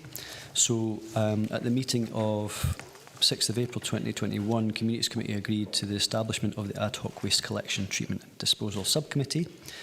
It's a subcommittee of Communities Committee, so effectively we're asked to consider making an appointment to the position of chair. Councillor Dryborough. Thanks very much, Chair. And what previously happened as the Vice Chair of Communities was the Ad Hoc Waste Chair, and I would suggest that goes ahead. Therefore, I would like to propose Councillor John Campbell as the Chair of that particular committee. Thanks, Councillor Dryborough. Councillor Brodie. Yeah, I'd like to second Councillor Campbell for this important position.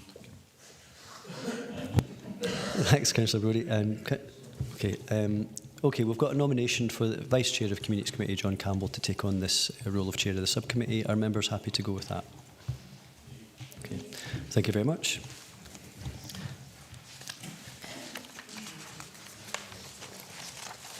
Item 10 is the Licensing Scotland Act vacancies, again on divisional licensing boards. So since the election of councillors to the divisional licensing boards on 24th of May 2022, there's been a few changes. This report provides an update for elected members, but so we're being asked to note the current membership of Nithsdale Divisional Licensing Board, Annandale and Eskdale Divisional Licensing Board and Stewartry Divisional Licensing Board. Can we note that first of all? Thank you. And I'm going to invite Vlad to come in on this, because obviously this is needing a wee bit of assistance here. Thank you, Convener. In terms of, just to give an update on that, noting for 2.1 is that we've now got one other vacancy. So just to confirm, we've currently got, in the Stewardship Board has 4 members, 1 vacancy. Nithsdale Board has 4 members and 2 vacancies. And Annandale and Eskdale Board has 5 members and 1 vacancy. So we must have appointments to the Stewartry and Nithsdale one, as mentioned earlier in terms of the vacancies. The importance of having these boards obviously relates to ensuring that any licences that come in are effectively and efficiently dealt with within the right timescales for those that are applying, to ensure that they can proceed. So I would just reiterate that for members in terms of putting forward volunteers for those boards. Thank you. So clearly it's important for the local economy to make sure that our licensed trade is able to function with the relevant boards being in place. Councillor Hislop, did you have your hand up? Quick question. I thought Nithsdale was quoted. There's 5 names in the paper, or has somebody resigned since? Oh, sorry for the cheering the other day, if that caused it. I would hate to think that you're partially responsible for that, Councillor Hislop, but no, I gather that subsequent to the paper's been published, I'm informed that there's another vacancy. So, Councillor Bell. Thanks, Convener. It's obvious in the past I've been a councillor for 15 years, well, 15 years and 2 months nearly, but we always seem to be struggling to get members for divisional licensing board. I know if you look at the civic licensing board, we'll have a panel, and every month, an invitation to the panel members that can attend the meeting. Is there no way that we could maybe reform this type of divisional licensing board across the region? I'm not mean centralising. We need to reform in a way that it's fit for purpose. It's saving officers time, it'll be saving travelling time. There's a lot of cost benefit here. I think we need to reform this type of committee. in a way forward like the civic licence, and it does work well. So I think maybe members, we should be maybe thinking about getting a paper back to all group leaders if up for discussion. I'm only saying it's up for discussion, but it needs to be looked at. Thanks, Councillor Bell. And I know there's obviously we're not here to change the structure of things today. We're just looking to fill the vacancies. But I think you make a fair point, which is this: it's not the first time this has been an issue, and it has been discussed amongst members over the years. So, Vlad, I don't know if you want to come in terms of the process around how we would generate that reform if required, and how we could sort of trail that through, but also ultimately we have to come back to today's business, which is to try and fill these vacancies until we make those changes. Vlad? Thank you, Convener, and I absolutely agree in terms of for today it's more about the vacancies. However, absolutely acknowledging well, we've had discussions certainly within officers in terms of how we could potentially manage this, because it has been an issue in the past, and we're looking at alternatives. One of those alternatives, obviously, what potential reforms we could have that could assist in terms of that governance and infrastructure around the boards. In order to do that, that would be a process, and it would take time to go through that. There's a consultation process that we would have to go through, and that we're happy to do that and content to do that. However, at this stage, what we need is just to keep the ship going in terms of those licences that we're currently receiving, or those applications for licences. But moving forward, happy to have that review of the overall scheme and see whether we can put forward alternatives for members to consider. Thanks, Vlad. So hopefully that addresses that particular point. But in terms of today then, can I ask for nominations or for names to be put forward for the licences boards in need of members?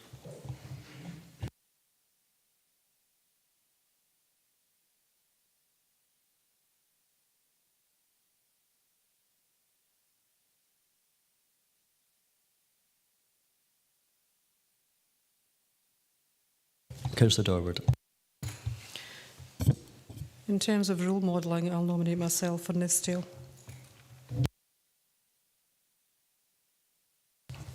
Thanks, and that's one down. So, and who wants to follow the co-leader's example?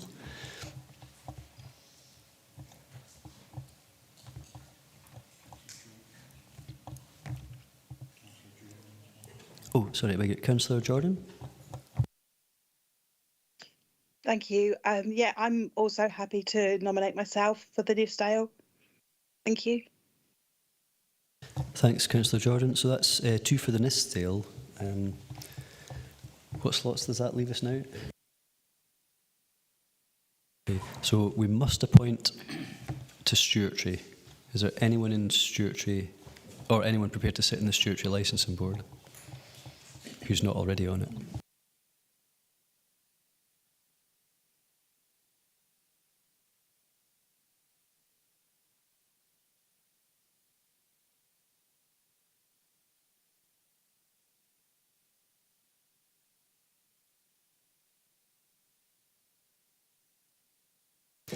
Right, okay, well, I mean, it's going to just get awkward if we leave it too long, but if we can't appoint today, we're going to have to bring back a paper and ask the same thing again, so this is just going to go on. I don't know if in between this meeting and that report coming back, if groups and members could have just a think about if they'd be prepared to step forward or step up, because clearly we need to try and, it starts to have an impact on just getting business done, doesn't it? So, Councillor Little.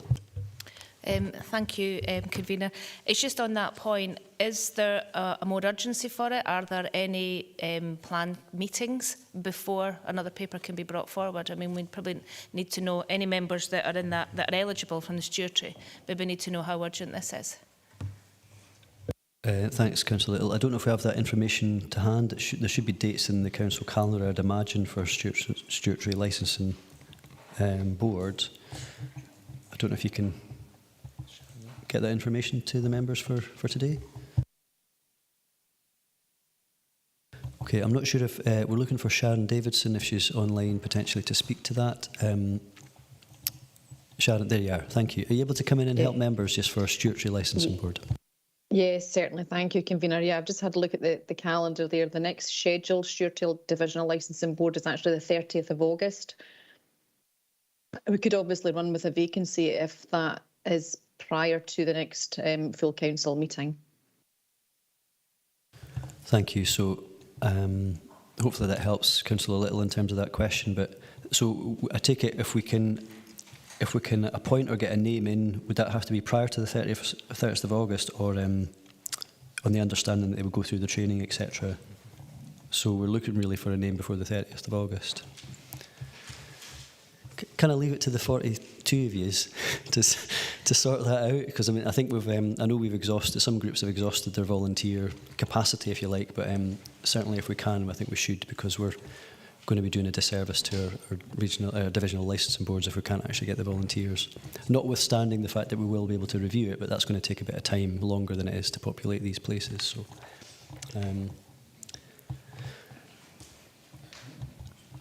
Okay. I think that's where we're at. So, Councillor Johnston. It's just to come back, Convener, just to point out that there are a number of us that are disqualified for various reasons, so it's not entirely 42. Yeah. No, yes, of course. So, I mean, there will be individual reasons in each case, and that's completely appropriate and proper. I'm just sort of hoping that we've got enough to fill those spaces if we can. So it's not aimed at anyone in particular. It's really just collectively members we can surely solve this problem. Councillor McGregor. Historically, have we had members from other parts that can sit on other boards, if you understand what I mean? Yeah, I understand that we have. I think there's a bit of a question around how many times you have to sit the exam and things like that. But Sharon, I don't know if you can assist with that in terms of the practicalities of doing that as a short-term measure.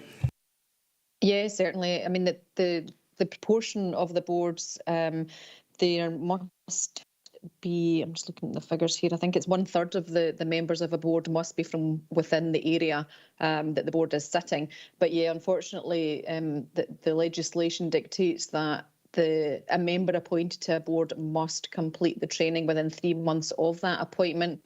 So if you're appointed to a board prior to today and you've already undertaken the training and passed the assessment, you would unfortunately have to redo the training and pass the assessment again. So now I'm sure everybody enjoyed the training as much as I did, but yeah, so that is an option available to us. So if I leave it with members, obviously that's how the system works. If we can get a volunteer either from another area or from Stewartry to come forward before the date in August, then that would be very helpful. So I think we'll have to park it there for today. Okay, thank you, members. That takes us to item 11, which is establishing our new collaborative leadership arrangements. Purpose of this report is to agree the arrangements for new collaborative political leadership forums and outline an approach to develop a new council plan, which engages all elected members in its development. Derek, Interim Chief Executive, is here to assist members with any questions. Over to members. The approach, hopefully fairly straightforward. Any questions from elected members? Maureen Johnston. Thank you, Leader. I have a problem with this item. It's to do with the wording of collaborative. To collaborate is to work with, yes, but it could also mean you're agreeing with people, and to work in collaboration. I have no problem with inclusion, to be inclusive, but I have a problem with collaboration, to collaborate. Thank you. Okay, and is there any part of the paper that you think would need to be changed to reflect that, for example? I feel the wording could be changed from collaborate to inclusive, to be inclusive. Okay, just for the benefit of other members to follow, have you got a page number and paragraph just so we know where in the report you're referring to?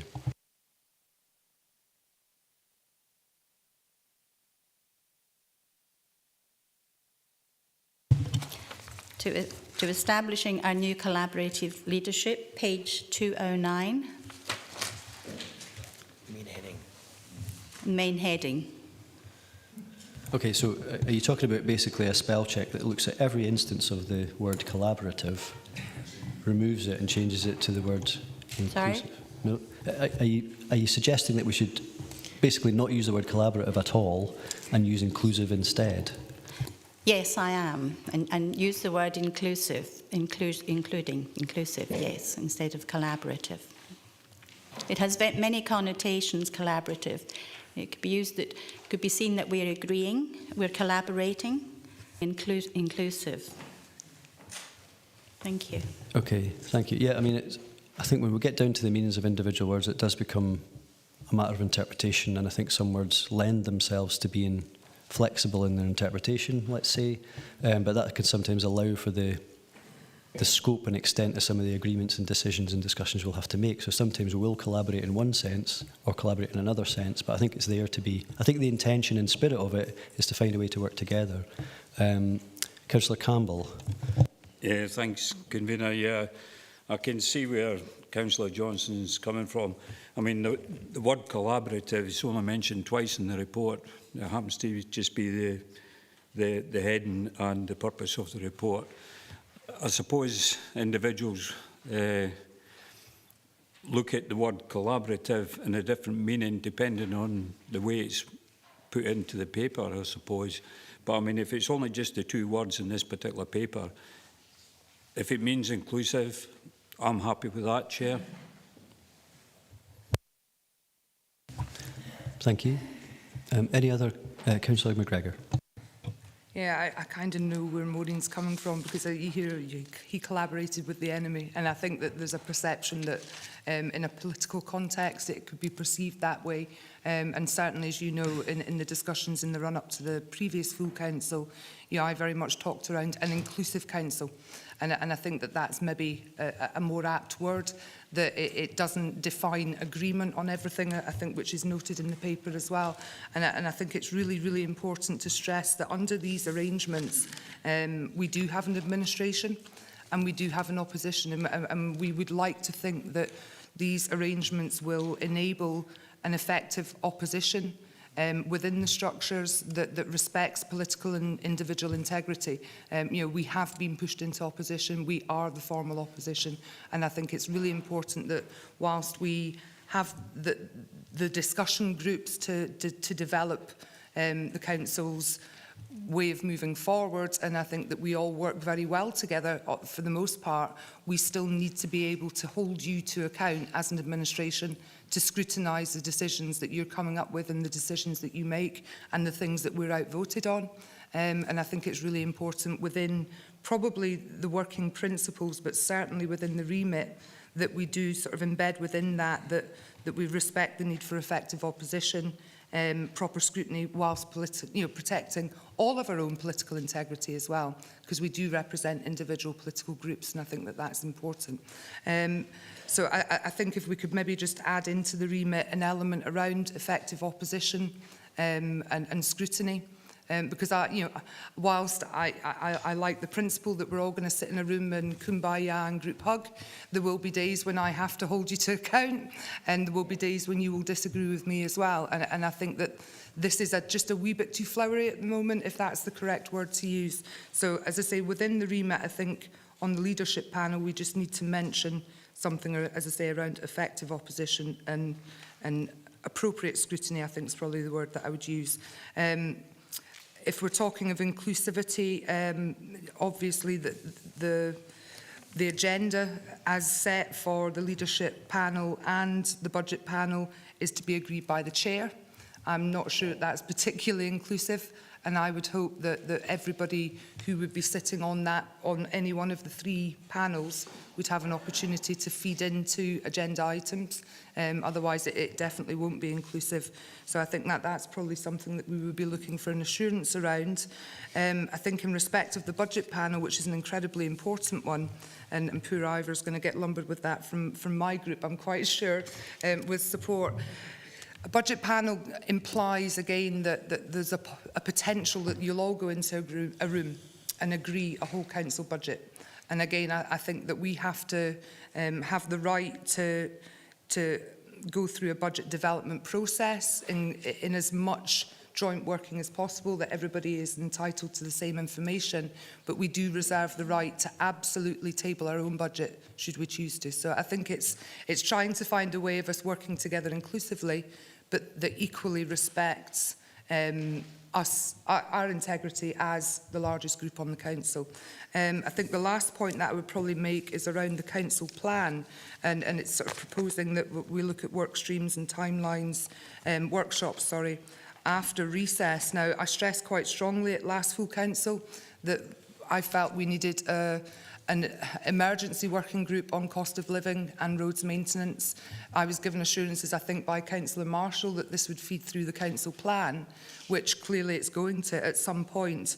But under the proposals in the paper today, it's kicking it beyond recess now. The workshops are not even going to get up and running until post-recess. We've got medium-term strategy and then the council plan developing from there. And I think the cost of living crisis and the roads maintenance issue are still as pertinent now as they were a month ago. So I think that that's something that we absolutely do have to escalate in the coming weeks. We know that there's £11 million sitting in reserves at the moment. I think that was reported to FPT last week. We're going to have households and businesses by the time we come back at the end of August, running into autumn with their heating and their fuel costs increasing, with businesses worrying going into a quieter time of year potentially, particularly in hospitality and the like, that they're just not going to see next year. So I think I think we should maybe be having one of our leaders' panels fairly short order over the recess period. It's a very long recess period, and I think that we've probably got a lot of work to do as leaders, collectively of groups, to develop some of that cost of living agenda and the roads maintenance agenda. So I think we've got a lot of work to do. We can do it as collaboratively or inclusively as possible. But as I'm doing just now, I'm also urging you to take a slightly different direction with a certain few things to enable us to actually give people the assistance that they need in the shorter term. So it's 3 areas: the remit of the leadership panel, the potential of feeding into the agenda items, having a mechanism in place through the budget panel that we still reserve the right to submit a budget, and then some immediate business, which there is nowhere on this agenda to progress today. Thank you. Thanks, Councillor McGregor. So, okay, I mean, given the sort of small or low occurrence of the word collaborative and any insinuations there, I don't think there's a particular issue with the use of the word inclusive as an alternative. It's more to try and capture the spirit of how this ought to work. So, I mean, I'll defer to members ultimately at the end of the day in terms of that, but I can't see the sort of any particular traction with that other than choice, I suppose.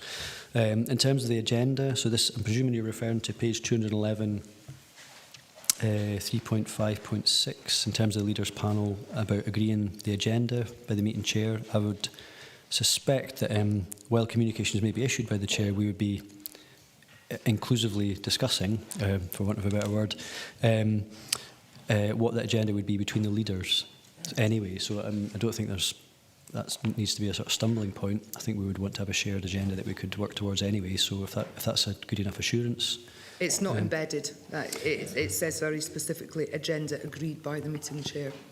So it could be in consultation with leaders, and then the same would apply at 3.6.6 for the budget panel as well.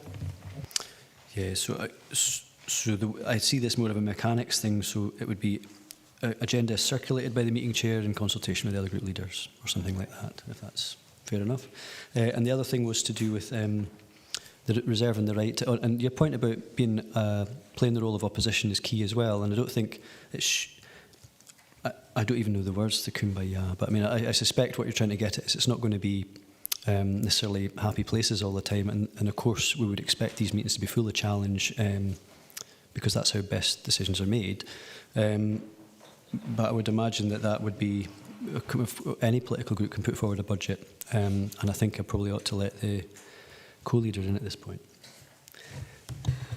Thank you, Convener. In terms of formal recognition as opposition, I would submit this perhaps goes into the working principles.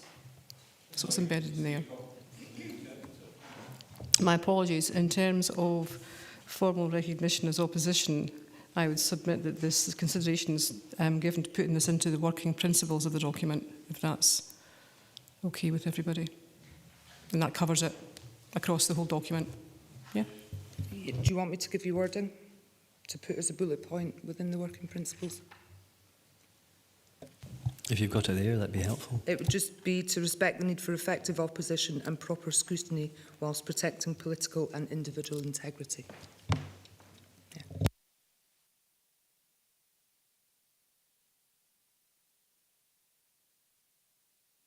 I don't think there's any particular issue with that. There's a couple of hands up. Sorry. Oh no, there isn't a hand up anymore. I think I've got Jackie McCammon to come in. Oh, I beg your pardon. Sorry, Councillor Dougie Campbell first and then Jackie McCammon. Thanks, Leader. I think there's a danger here of discussion on it comes down to semantics, and there's a whole host of words that we could use to describe the proposal that we work together as 43 councillors, and I don't think anybody wants to die in a ditch over what specific words we use to replace collaborative or inclusiveness. But I think it's just important to say that in our discussions prior to this meeting about how to move forward with these three panels, I think there was unanimous agreement about the merits of work taking this approach, and it's what our electors would expect from us. So I'm a wee bit concerned about introducing the element of opposition into the documentation as such around this agreement, and rather to focus on the needs of our constituents. Thanks, Leader. Okay, thanks, Councillor Campbell. Councillor McCammon. Thanks, Leader. I have to say that I completely disagree with Councillor Campbell. I think the intention was made clear at the first full council. So my point being, on page 211, 3.6.2, with regards to chairing, I'm assuming with in the spirit of collaboration or inclusive, however you want to say it, whatever word you want to use, I'm assuming that the chair or the alternate chair, there's going to be positions for the opposition on this, and it's not just going to be admin.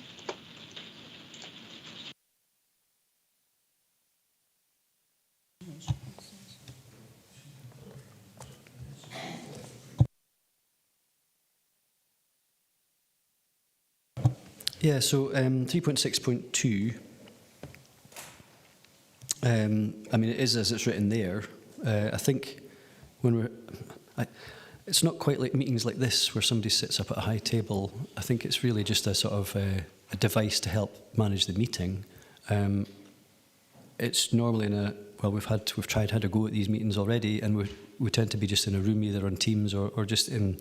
I think it's more just really to make sure that the chair alternates between the co-leaders. We've already accepted, I think, that the leaders will agree the agenda and circulate that, so the co-leaders would do that. I mean, that's just as it's described. I don't know if there's a particular issues with that, but... Yeah, thanks, Chair. So I can see what's written in front of me here, 3.6.2, and my question is, and it's part of the debate rather than just stating what's on the paper, if we are going to, in the spirit of collaboration, or whichever word you want to use, can we discuss the opportunity for opposition to have a chairing in whatever spirit it's in? Because we, as the opposition, we are your only opposition, so we have to be very careful on this spirit of collaboration, if you like. For many reasons, you'll appreciate if the shoe was on the other foot. So what you're saying is there's no opportunity for opposition to have a chairing position on this. Okay, I take the point. I think we'll let a bit more discussion happen, then we can come back to that. Councillor Ferguson. Okay, thanks, Convener. Just for ease, why don't we just make it establishing our new leadership arrangements? Nice and simple. It tells us what it is. The other thing I was more interested in, though, was at 3.5.3 on page 210, second bullet point. initial emphasis could, I'm suggesting we should change that, will be given to the cost of living crisis. Because could, it leaves it open that it might not be the priority. If it's will, it will be the priority. Yeah, I think, okay, just on that point, 3.5.3, I think that's appropriate. I think could's a bit too soft. And I think will, given the last meeting and I think what our priorities seem to be, that needs to be a will rather than a could for both cost of living and for road maintenance. Councillor Hislop first. Chair, I can understand where Councillor McCammon's coming from, but I think continuity is a better thing. So if you've got 3 or 4 different chairs and they're each agreeing the agenda, you could get out of sort of kilter. And I think it would be better if you can actually just leave it with the arrangements as is. I'd be happy with that.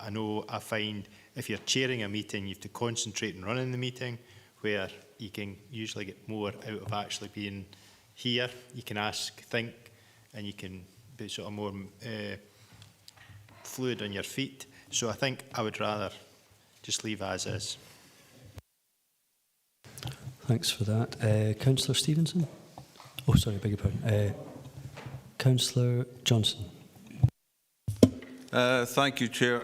It was just when we looked at the arrangements for the chair of the business group, it does alternate between the 4 political groups. But I take Councillor Hislop's point on board, and perhaps there's reasons for that, which maybe is because already 2 of the groups are seen as political and 1 isn't. But that's a potential way to look at it. But you do highlight on page 210, 3.4, the first point, recognise all members will not agree. And it's worth bearing in mind in this chamber that on most things we do agree. There's a strong level of agreement, and it's at the margins where it becomes difficult, and particularly with things like the budget setting process, where we've all got our different priorities, and we all want to do our best for the people in Dumfries and Galloway. And we just have different views about how we're going to make that happen necessarily. So I think it's important that we do recognise as well our group's role as in a scrutiny function as the opposition, because it's not healthy to have decisions taken without proper scrutiny. So I think that wording that was suggested by Councillor McGregor was ideal. Thanks for that, Councillor Johnson. I think this is. I think we've sort of accepted that the working principles, that line that Councillor McGregor has provided, absolutely no problem including that, and it does reflect more accurately the role that you can play. Bearing in mind as well that this isn't setting up decision-making panels, so this is the forums, if you like, whereby we can come together in the appropriate level, and this is to effectively have those discussions. I think the whole spirit is about being, I was going to say collaborative, but inclusive, so that we can actually have these conversations in a way that we've never done before, to be honest, in a sort of way that's been recognised at full council, and I think that's really where I want to get to. So in terms of the chairing, the co-leader, I'm not sure that's something that's going to stop this going forward, but I think we have to acknowledge that could be, we'll have to run it and see how it goes. So I think we just have to go along in the spirit in which we attend. I don't know, Vlad, if you got any issue with what's been suggested so far in terms of an arrangement that can actually work? No, not at all. I think everything that's been proposed seems to be more than acceptable from a governance perspective. Also, just to absolutely agree with what's been said in terms of all the various groups have got the potential for putting forward their own budgets, and that's a separate governance part of it. So, absolutely. Councillor Dryborough. Yeah, it's just to come back on something I said at the Audit, Risk and Scrutiny Committee to Councillor Johnson, that every member should scrutinise at every committee, not just at these. No, I think it's part of our duty just as elected members in general, so yeah, absolutely. Okay, so I don't know if we're approaching... Oh, sorry, I beg your pardon. Councillor Ingalls. Thanks, Chair. I'm afraid I don't see it in rainbow colours. I'm not going to go into detail here, but I would like you to consider the fact that your opposition, Audit, Risk and Scrutiny Committee, are no longer a senior position on this council, and I think that was a mistake, and I think it should be.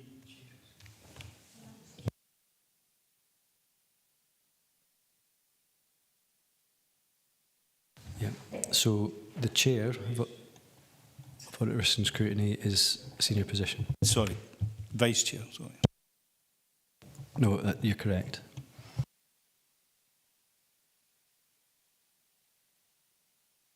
Councillor McGregor. Sorry, just one final point, and it doesn't need to be embedded. God, we're all sounding really bummed out now, aren't we? It doesn't need to be embedded within the recommendations as such, but I did ask that we meet over the recess period. It's a very long recess this year. I'm not entirely sure why it's so long. I'll leave that to others to explain to me, but I think it's imperative with the two issues that we've highlighted consistently as a group over the last 6 weeks that we do begin to progress some of those discussions offline, so that when we do have reports going to committees early doors, post-recess, we can begin to absolutely fast-stream some of that work around cost of living and roads.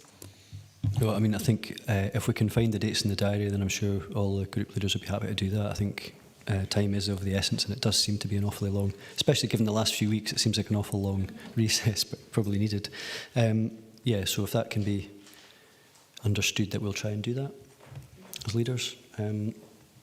Okay, so a number of things there. I don't know if you've captured some of the changes that we've effectively discussed. If we can maybe move towards... we'll go through the recommendations. So can we agree the working principles for the proposed new forums as described with the addition to the working principles, which is the former words that Councillor McGregor suggested, to reflect the opposition role, etc. And if you can maybe supply that for the benefit of the clerks. Agreeing the establishment of the leadership panel as set out, and that's recognising the remit to reflect emphasis will be given rather than could be given in terms of the cost of living and the roads infrastructure issues, roads maintenance, and that the agenda is to be circulated by the chair, but in consultation with other group leaders. And similarly with the communications at 3.66, 3.56 and 3.66, so along those, so that's consistent. Are we happy to agree that? We're agreeing the establishment of a budget panel as set out, 3.61 to 3.66. So that's, sorry, I covered that already. Are we happy to agree that? And they agree the establishment of the Business Bureau as set out in paragraph 3.71 to 3.76. And I don't think there was any particular issue with that one, but we're happy to agree that. Thank you. We're noting the proposed support and review arrangements as set out in 3.8 and 3.9. So that's to do with administrative support and obviously to review, because we need to see how this goes, and then come back and see if we need to change it or improve it. Are we happy to do that? Thank you. And then agree the approach and timeline for the participation and engagement of all elected members in the development of the new council plan as outlined. So this is the one supported by the improvement services.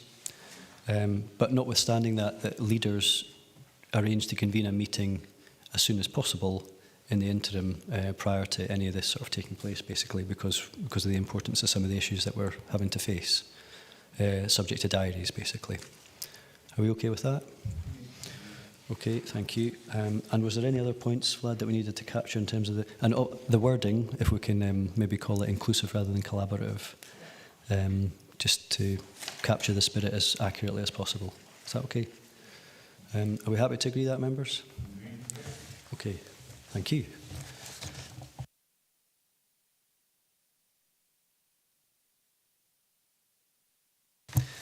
Okay, so that takes us to item 12, which is elected member training and development programme. This is to provide members with an update on the training and development to the end of the calendar year and its further development going forward. We have Nick Evans, Democratic Services Manager, and Lynn Patterson, Organisational Development Business Partner, here to assist members with any questions. Any questions in this report, members?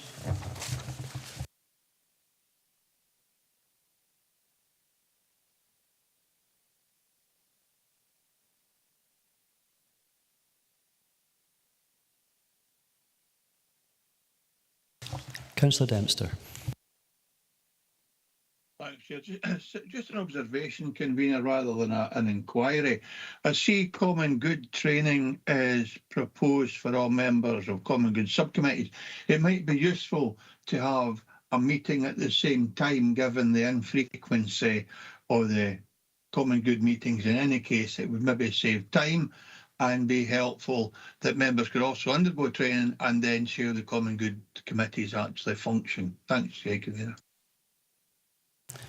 Thanks, Councillor Dempster. Is it possible to arrange training to sit next to... Obviously, there's a number of common good subcommittees across the region, but is there a way that that could be aligned for members sitting in common good subcommittees? Thank you, convener. I'm not sure whether Lynn's going to come in, but I would say it's certainly something we can look at. Rather than one session, to hold a number of sessions on a smaller basis, if you like, for the particular common goods. Thanks, Nick. Is that okay, Jim, just so for that point to be captured? Thank you, because it says by words anyway, which is why I suggested it, convener, so I absolutely find that, yes, thank you. Thanks, Jim. Thanks, Nick. Councillor Ferguson. Thanks. I think it was actually Katie first. Sorry, I'm looking at the wrong screen. Okay, well, no fight. I'll go first. Okay, you first. Can I maybe ask Lynn about the health and safety course, the half-day course? Who's going to run that? Is it internal and is it certificated? And the members who've got prior learning, are they allowed to use that? Or is this a mandatory piece of training? Thanks, Councillor Ferguson. Lynn, are you able to assist? Yes, absolutely. We will be looking at this. It is likely that this training will be run internally, but we are waiting confirmation of that. In relation to the health and safety, there is specific rules around the legislation and when the full training must be undertaken and refresher training for people who have already done the training. So we will be looking at that to ensure that everybody has done the training that they're, or at least offered the training that they are required to do. Councillor Ferguson. It's okay. I'm just looking at a half-day course because that's certainly no anything to do with NEBOSH or IOSH or whatever. That seems to be like an introduction to health and safety rather than a qualification. Okay, are you able to confirm that, Lynn? Okay, what we can do is we can consult with colleagues in health and safety and get further details of what the training actually will entail and whether this is a certified programme or not, and we can get back to you to let you know about that. That's perfect, thank you. Councillor Hagman. Thank you, Leader. Yeah, my question was half stolen there by Councillor Ferguson because I too was going to ask about the health and safety. It was a question I raised in audit risk and scrutiny last week because we have had one health and safety training already, and it's whether this is mandatory or not, because actually it doesn't say in the appendix whether any of these are mandatory. For example, the Port Marine Safety Code training is mandatory for the Harbour Subcommittee. I would also suggest it needs to include the substitutes on that committee, because as substitutes you also need to complete that training because you're sitting as duty holders for the harbours. So it's just really to get an indication which of these trainings are mandatory and which are optional. Thank you. Thanks, Councillor Hagman. Lynn, I don't know if you can assist on this day, but are you able to provide clarity as to which are mandatory and which are optional for the Harbours training? Okay, thank you very much. And obviously some of the training will be mandatory and there will be other aspects of it that are not. But what we can do is when we arrange to send out the invitations for the training, we can make clear in them whether or not the training's mandatory, if that would be helpful. And also I'll note your point about the substitutes also being invited along for the Port Marine Safety Code training. Thanks, Lynn. Is that okay, Councillor Hagman? Thank you. Okay, I don't see any other hands up at this time. So if we go towards the recommendations, we're being asked to agree the training and development for elected members programme for period August to December as detailed. Happy to agree. Agree that all 43 elected members complete the political skills assessment toolkit as referenced in paragraph 3.3. Happy to agree? Thank you. And finally, 3, to note that additional courses and events will be added to the training and development programme to meet the needs identified in the personal development plans as referenced. Happy to note? Okay, thank you. And that brings us to notice of motion, Platinum Jubilee. Members are asked to consider the notice of motion by Councillor Grail McGregor, seconded by Councillor Ian Blake, and the notice of motion is attached at the appendix. Nick Evans is able to assist members with any questions. Councillor McGregor and Blake, please propose and second your motion, after which I'll invite contributions and questions from other members. Thank you very much, Leader. I think the motion speaks for itself, and I think we've had a fantastic community spirit in Dumfries and Galloway in recent weeks in celebration of the Jubilee. There's been a huge recognition of the work that she's done over the past 70 years and the work that her family has done locally as well, with many events supported by members of the royal family. But I just felt that Holyrood and Westminster and various councils across Scotland and England and elsewhere have been commending Her Majesty. I think it's incumbent on us to do so, but in doing so, I also want to commend and praise our local communities who put in isolation, community driven. It was just incredible, and as an example, in Echo Feckin, the community were out for about the Feckin. We have a lot of stories about the Feckin at the moment. The community was literally out for about 4 to 6 weeks prior to the event, cleaning up weeds, replanting flower pots, doing a tremendous community resilience effort. And I think that has been reflected across the region. And, with 2.5 years of COVID, the celebrations that people were able to have in recognition of Her Majesty's service for the past 70 years. So the motion is self-explanatory. I hope everybody will support it. And it's just been a cracking few weeks with community spirit and something to really enjoy. I so move. Thank you, Councillor McGregor. Councillor Blake, your opportunity to second. Yes, certainly. I thank Councillor McGregor for a very eloquent presentation of this motion. I've really nothing to add. I would just wholeheartedly hope that the full Council will support the motion. Thank you. I'll formally second. Thank you, Councillor Blake. Councillor Dryborough. Yeah, thanks very much, Chair, and being my Colonel-in-Chief for several decades now, I've got to congratulate Her Majesty on the work that she has done to support not only the UK, but the thousands of charities up and down the country that she's actually patroned to, including Royal British Legion Scotland, of course. And I agree with Gail entirely. The amount of, festivities that was done locally, specifically in my ward in Springfield and Gretna Green, Langham, Gretna and places like that. There was a lot going on, and the community should be congratulated on celebrating the life of Her Majesty over those 70 years, and fully support the motion, Chair. Thank you. Any other voices in the chamber? Okay, I don't think there's anybody going to dissent with this one,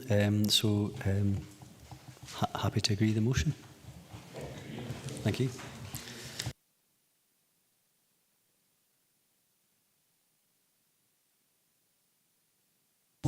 So that takes us to item 14, notice of motion, and this is maternity services. Members are asked to consider the notice of motion by Jackie McCammon, seconded by Andrew Giusti. Notice of motion is attached as the appendix. The report's been submitted by Julie White, Chief Officer for the Integrated Joint Board, in relation to the notice of motion, and Julie should be available to assist members with any questions. And just thanks to Julie and her team for providing this report and briefings to elected members around this, because it's out with the Council in that respect. Councillors McCammon and Giusti, please propose and second your motion, after which I'll invite contributions and questions from other members. Yeah, thank you, Chair. So this motion that I bring forward today is fulfilling a basic duty within elected members' role, and that is being a voice for constituents. In particular, to highlight the current inequality faced by too many people in the west of our region, and in this case specifically, pregnant women who face a 70-mile trip to the closest maternity hospital to give birth. I've highlighted this issue since being elected in 2020, and I've continued to speak with Dumfries and Galloway NHS, the Galloway Community Hospital Action Group, midwives, and most importantly, many mums and families in Wigtonshire. Mums who tell me they can't face the anxiety of going through another pregnancy with the thought of such an uncertain drive to hospital. First-time mums who are unsure of labour symptoms and wait too long then have no option but to give birth at home or by the roadside because the hospital is just far too far. Or mums who go to the hospital too soon, only to be turned around and sent the 70-mile trip back home. Can you imagine having to travel from Dumfries to Glasgow to give birth because it is the same distance? So these are just a few examples to bring the report in front of us today to real life. And please don't misunderstand this motion. I absolutely appreciate the current pressures faced by the health boards in recruitment, especially in Wigtonshire. However, we need to see more resources invested in ensuring that the risk and the stress to women and their families in Wigtonshire is minimalised. Please also understand that this is in no way a criticism to the current workforce at the Galloway Community Hospital. I know through very recent experience that they go above and beyond to provide a service under ever-increasing pressure. But women deserve to have a choice, and currently there is no choice but to accept the worry of a possible last-minute dash to Dumfries from the west. It is incumbent on us all to ensure that we, as elected members, the members of the IGB, members of the local health board, do all we can to support equal access to health and social care services wherever you live in Dumfries and Galloway. So, members, therefore, I ask you all to support my motion, recognise the issues faced and that all parties come together to help lobby for an acceptable level of maternity services to return in the West.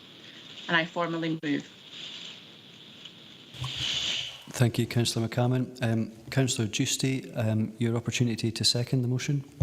Thank you, Chair. I will second the motion. I don't think I really need to add too much to what Councillor McCammon has put there. It's a worthy motion. It's been worked on by more councillors than just us. There's been a lot of community engagement. There's been a lot of engagement with the Galloway Community Hospital Action Group. And I think we're just here for our constituents trying to get better services in the West. Thank you. Councillor Scobie. Yeah, just to come in support of the motion, Chair, and I think it is an important motion where it asks the Council to raise the matter of maternity service west of the region with NHS, D&G and the IGB. Pleased to say that I did raise it at the IGB and they have taken on board that they will look at this through whatever appropriate committee.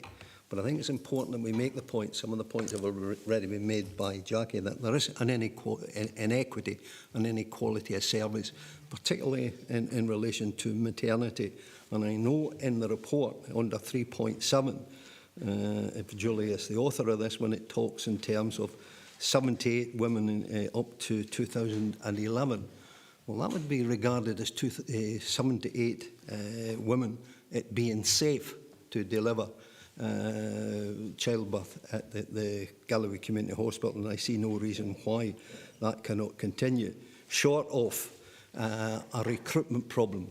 But that's still not insurmountable, and we would hope that midwives could be recruited to the Galloway Community Hospital Action Group. I know a lot of play has been made in terms of safety, and of course safety is at the very heart of this, but it's definitely not safe for women having to leave Stranraer or the surrounding area and have to travel that 75 miles to give birth.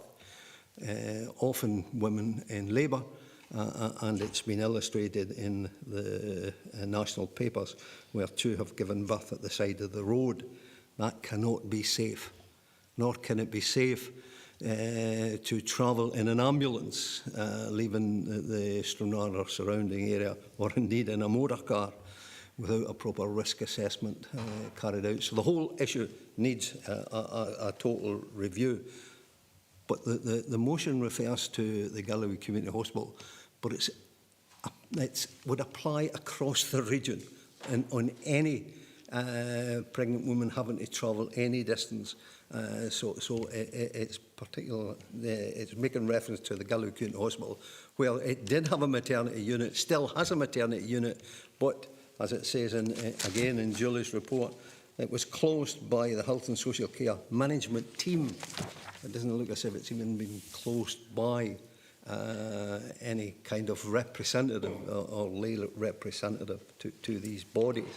So I think, you know, the motion is calling for the reopening of the Galloway Community Hospital. I would hope that the Council would get behind that in terms of the maternity services that is west of the region, and again looking at it in general. Similarly, I've referred to transport there. Transport is an issue, and it's often that mothers don't or families don't have motor cars, and they have great difficulties. I think that needs to be looked at as well, and I can say that the IGB through Third and Independent Sector asked for that to be looked at as well in a different theme. Can I just say, Chair, that also there are petitions with the Scottish Parliament just now, some on equity and equality of service. One of the petitions is also on maternity that refers to Caithness. So it is pertinent throughout the whole of Scotland. And only recently, the Health Minister gave some £10 million to both Dr Gray and Raich Moore in terms of maternity services. So I see no reason why this Council could not pursue that as an issue. And that's the petitions are now going to the Health and Sports Committee to look at that. So I think that the Council should get behind the campaign that's before us just now in the notice of motion and do whatever they can to promote the idea that we do need a lot more services in rural and remote areas of Scotland, Dumfries and Galloway being one of those, and maternity is of particular concern. So I'm happy to support the motion, Chair, and hopefully the Council will get behind it and have an overview and an oversight of the services that are provided. Thanks very much, Willie. I think Councillor Dryburgh first, and then Councillor Johnson, then Councillor Hagman. Thanks, Chair, and very much supportive of the motion, but I'm just wondering, I'm just going to put something in the chat if the mover and seconder would be minded. Again, it's coming back on what Willie said about transport especially, that any external review of maternity service provision is extended and undertaken across the entire region of Dumfries and Galloway, but that includes an exercise of reviewing the transport options for maternity service users travelling to Dumfries and Galloway Royal Infirmary from outlying areas of the region. So if the proposer and seconder wouldn't mind adding that particular bit in, and I'm fully supportive. I'm supportive of the motion anyway, but I just wanted to make sure that that particular part that Willie mentioned was covered as well. Thanks, Archie. Jackie and Andrew, obviously there's a proposal to add on to your notice of motion there. Is that something that you'd be prepared to accept? Yes, Chair, I'm happy to accept that. Oh yes, I did say at the start not to put stuff in the Teams chat function if we're going to be looking at it. Do you want me to read it out? Yeah, can you read it out again just for the benefit of capturing the record? That any external review of maternity service provision is extended and undertaken across the entire region of Dumfries and Galloway. That this exercise includes a review of transport options for maternity service users travelling to Dumfries and Galloway Royal Infirmary, DGRI, from outlying areas of the region. Thanks, Archie. Is that sufficient, Gil? Yeah, well, she's already sort of accepted it, but okay. Malcolm, do you want to come in? Yeah, thank you, Chair. I'd just like very much to support this, and I'm pleased with the part that's just been added on to it. But I actually speak as someone who, fortunately, his father was a fast enough driver from Newton Stewart, and I narrowly avoided having the A75 as my place of birth. So I very, very much support this motion. Thank you. I didn't know that about you. Councillor Hagman. Thank you, Leader. Yeah, no, I think it's important that we do discuss this. I am very mindful that it's not in our gift to be able to, do this report or even demand a report is done, but certainly looking at the recommendations, I'm really pleased to support those going forward and that we do put that request to the IJB. I just also want to put on record my thanks. I have also met with Julie White directly and had updates and assurances of what is happening on the ground, and I'm aware, as per on the report, that in Wigtonshire the maternity services are being delivered at higher rates of community or continuity of care than anywhere else in the region. And I think it's important to note the positives that we do have, but that's not taking away the real concerns that are being raised across the spectrum from the Galloway Community Hospital, from other elected members and importantly from prospective parents. I do also want to thank the Galloway Community Hospital Action Group for speaking with all elected members. All elected members in wards 1 and 2 were invited last week to a meeting, and also there was an opportunity to discuss this with Jeff Ace last week. Unfortunately, I wasn't able to attend because I was actually in hospital myself. But I think, yes, absolutely, it's important that we do recognise this issue, extend it out across the region, and just thank those that have been working and bringing this forward and highlighting it to all the elected members. Thank you. Thanks, Councillor Hageman. And I think I'll bring Julie in, just obviously because we've made a few addendums or amendments to the notice of motion itself. But before I do, Julie, Councillor Dougie Campbell's waiting to speak, so I'll just bring him in first. Thanks, Leader. I'll make it brief. I would very much like to support this motion submitted by Councillors McCammon and Giusti. For privacy reasons, I'll anonymise what I'm about to say, but a direct family member of mine has been impacted on the lack of facilities to give birth in Stranraer, where she lives, and had to make the journey twice in the last 2 years from Dumfries to Stranraer.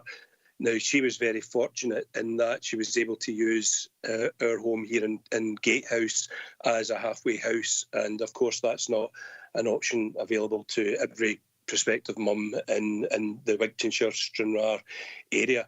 And I do agree with what Councillor McCammon said about the additional unnecessary stress.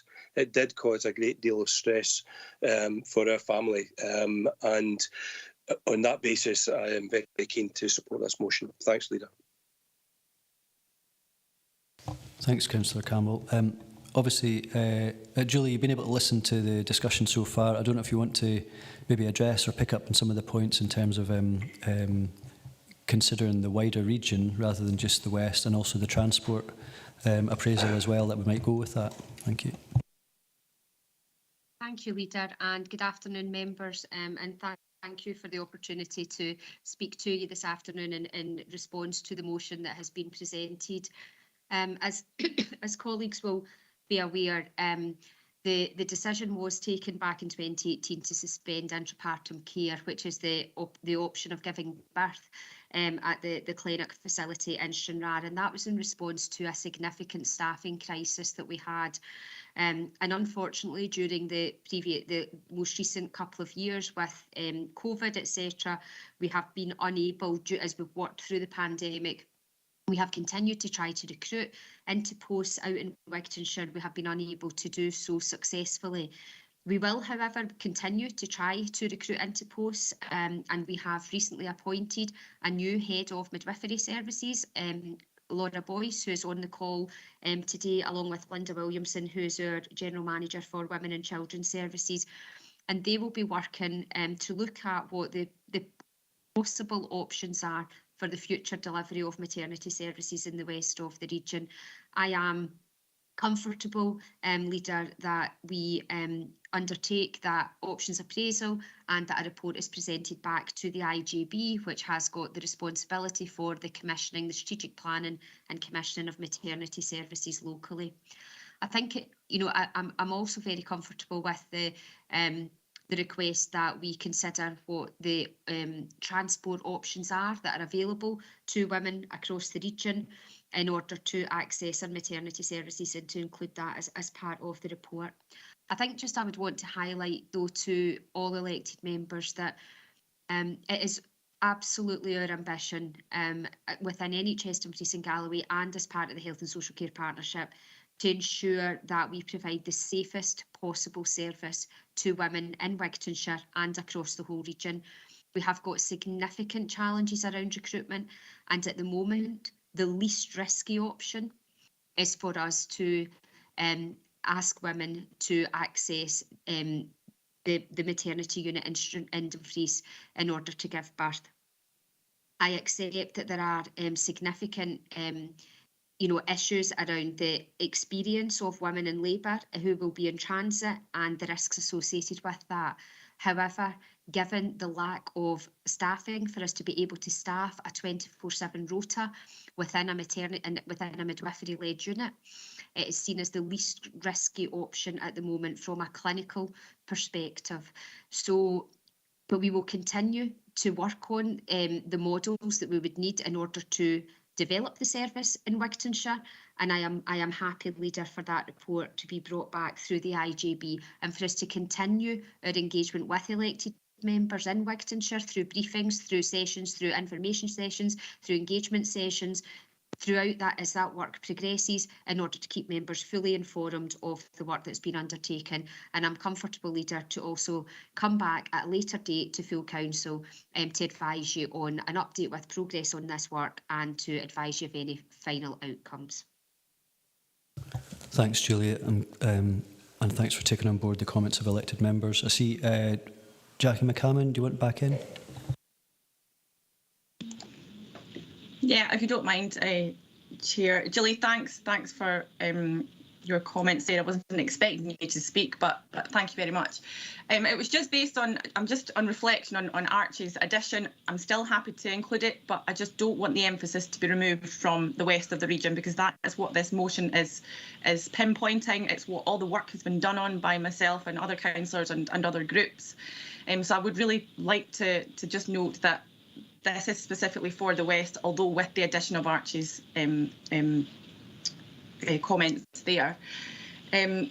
With regards to, Julie, just a quick question, if you don't mind, with regards to assessments and reports that you're comfortable to bring back to us. Is this internal or is it an external audit? An external report, or is it a report from the board?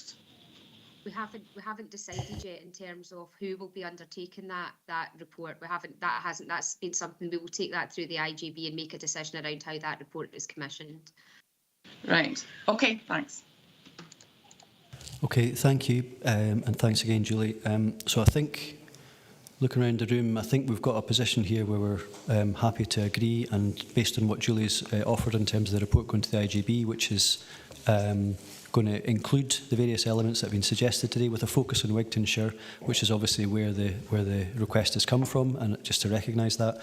Are we happy to, as members, to consider the terms of notice of motion? I think this council supports that and wants to strengthen that, and also that we're requesting the IGB receives a report on the current position relating to maternity services as described and as strengthened by Councillor Drybur's amendment. And that report will come back to the IGB and we'll get informed of that at a future committee. Councillor Juiceley. Leader. Thanks, Chair, for letting me back in. Just on that last, what we've heard there, can we as a council recommend to the IGB that any reports that are taken or any investigations that are taken are external and not internal? Is that within our gift to request that? I don't think it is, but I'll check with Vlad. Sorry, Commissioner, yeah, just to come into that, all the council can do is request the IGB. The IGB process have got their own governance around that, just the same way that the council has when anyone makes a request for a report from full council. Thank you. Councillor Ferguson. Yeah, I think we just need to make it clear here, because I think we need to understand that people who live in the top end of Glen Kens, who live up the Bent Path and further up, they've got just as difficult a journey to get to Dumfries or Carlisle in some cases than others do. And I know Jackie came in and said that, yes, she would accept that. I do appreciate that she's put this forward good intent on the West, but we really need to look at the whole of the region, because it's the NHS D&G, the IGB is a region-wide organisation. It's not just for the West, so we really need to make sure. And I think Julie actually said that she would include those other areas and the transport issues, because it's really, really important. This applies to every woman who's got to give birth in Dumfries and Galloway, not just the ones in the West. No disrespect at all to Jackie or our motion. Absolutely, and I think that came through, I think, to most members that was in fact going to happen. I think it's just to recognise that the origin of this motion came in relation to the Wigtonshire issue, but that a wider benefit of this being carried out is that the whole region stands to benefit by a proper regional review. Councillor Scobie. Yeah, Chair, and I take on board what Andy's saying, but it's the fact that the West has a maternity unit that is not being used. And we've already heard from Julie how they're trying to address that, and I wish her well, and I hope she does it sooner rather than later. And it's really just the request, and it's not within our council, as Vlad has indicated, to demand that it be external, but I think we should request that where it can be, that it be an external review of the maternity services. Not just maternity, but there are many others, and indeed the same action group has a petition with the Parliament just now asking that very question, that it be external. So that's before the Parliament just now, so we would just be in line with that.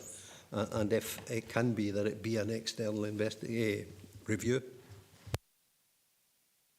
Yeah, I mean, I think effectively we can request anything, but I mean, I think in terms of what this council seems to be converging on is that we do have the that piece of work carried out. If it can be external, I'm sure we can request that, but if it can't be, then I'm sure we'll just have to work as best we can with that. Are members happy with that? Yes. Councillor Giusti. Thank you, Chair. I was just actually coming back to ask the exact same thing as Willie there, but I've also got another thing that's actually hit me while I was thinking. Julie White said that there was least risk was to transport women to Dumfries to have their babies and have their maternity care. Was there a risk assessment done on this, and is it available? I'm not sure if Julie's still on the call. I think she still is, but I don't know if we're getting down to a level of detail that's maybe not necessary for today. But Julie, I don't know if you can pick up that point and maybe carry it on with. It's probably something that we need to pick up out with. I don't know. I mean, Laura, who is our head of midwifery services, would be able to pick up in terms of if there was an overall risk assessment. At the time, there would have been a risk assessment undertaken to suspend intrapartum care at the Galloway because of the low staffing levels. And at the moment, we are unable to safely staff a 24-hour rota, which means that the least risky option is for women to travel to Dumfries, because we are unable to staff a 24-hour rota in the west of the region to be able to safely staff the maternity unit at the Galloway. So, and obviously, the maternity services will undertake risk assessments all the time in relation to individual cases, in terms of whether they're a low risk or a high risk in terms of the giving birth, etc. So, but there will have been a risk assessment undertaken at the time, Councillor Giusti, when we made the decision to suspend maternity services, and that was as a result of significant challenges with the staffing, as I've already said. But I don't know if Laura, I don't know, as you say, Leader, it might be getting into some of the operational detail here, but I don't know if Laura or Linda would want to add anything to that, as they are the managers of that service, and that includes the rest of the region. No, I think that's fine, Julie. I think, given where we're at, I think if you know, that's maybe something you can pick up offline, Councillor Giusti, with the respective managers, because we don't need to get into that detail here today. Can I take it then we're agreed with the notice of motion, and that we will make that request to the IJB, and then we can move on? Agreed. Thank you, everybody. That takes us to minutes for approval. Items 23A and 23B. We've got Planning Applications Committee of the 9th of June 2022. Do I have a mover and a seconder? Happy to move that, to convener. Thanks, Jim.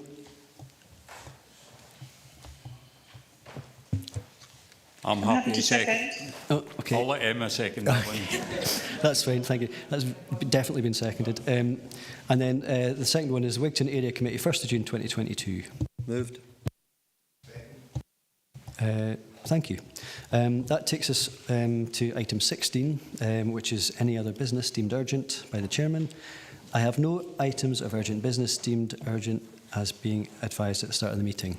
However, before we conclude the meeting today, this will be Derek Crichton's last meeting as Interim Chief Executive, and I would like to take this opportunity to thank Derek for his leadership and valued contribution to this role over the past 8 months, and also congratulate him as well, because next week he will have 30 years service in the Council. Can you imagine? So thank you.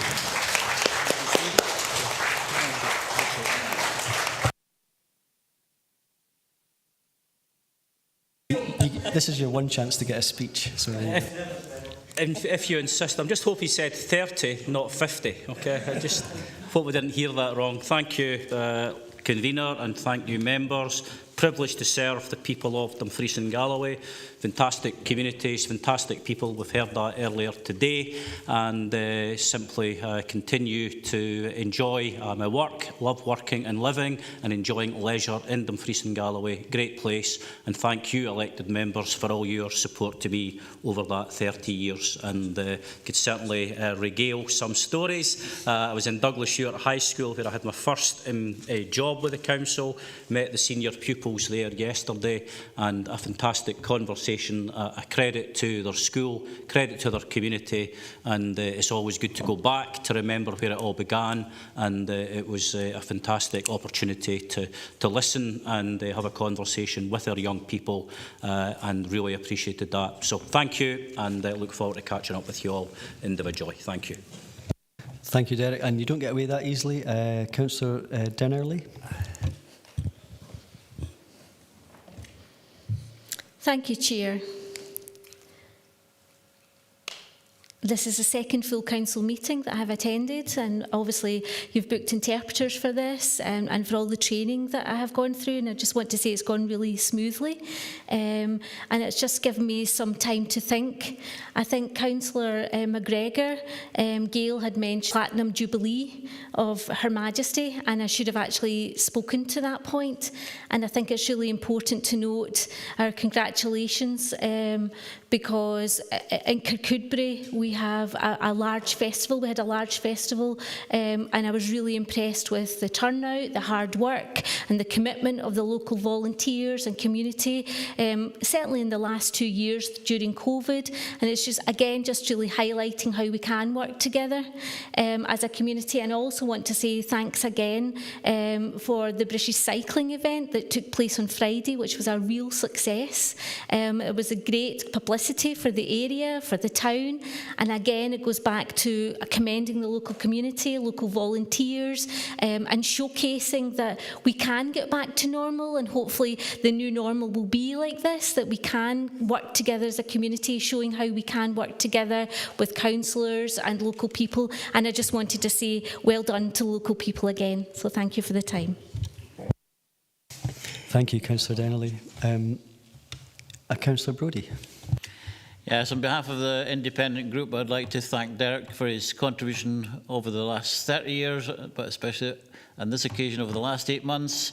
His contribution has not been a holding role, but a proactive one and a positive one, pushing forward Dumfries and Galloway Council. He's still got a job of work to do following on our new executive, and we look forward to driving forward his Community Services Directory as he has done in the past. Thank you, Richard. And Councillor Scobie, last word maybe? Yeah, Chair, and I just want to, Derek brings back memories of some 30 years ago when he did come to Newton Stewart as one of the community learning and development workers. So I remember him back to those days, and really he has done a tremendous job throughout his years of service to this council. I think it's important that we recognise, and it's been some job he has taken on as the interim or stand-in chief executive, and try to turn that tanker, if you like, from where we were to, you know, putting power back to where it should be. And I would hope that the new chief executive in moving in would recognise the work of Derek and that there's still a lot that he can do and give him his, the important role in bringing about the changes that are needed to bring back power to the members. So I would congratulate Derek on all the work he's done dating back those 30 years and to the work he's doing just now. Thank you very much, William. Okay, I think that's it. Good. Thanks, everybody. Enjoy the rest of your day.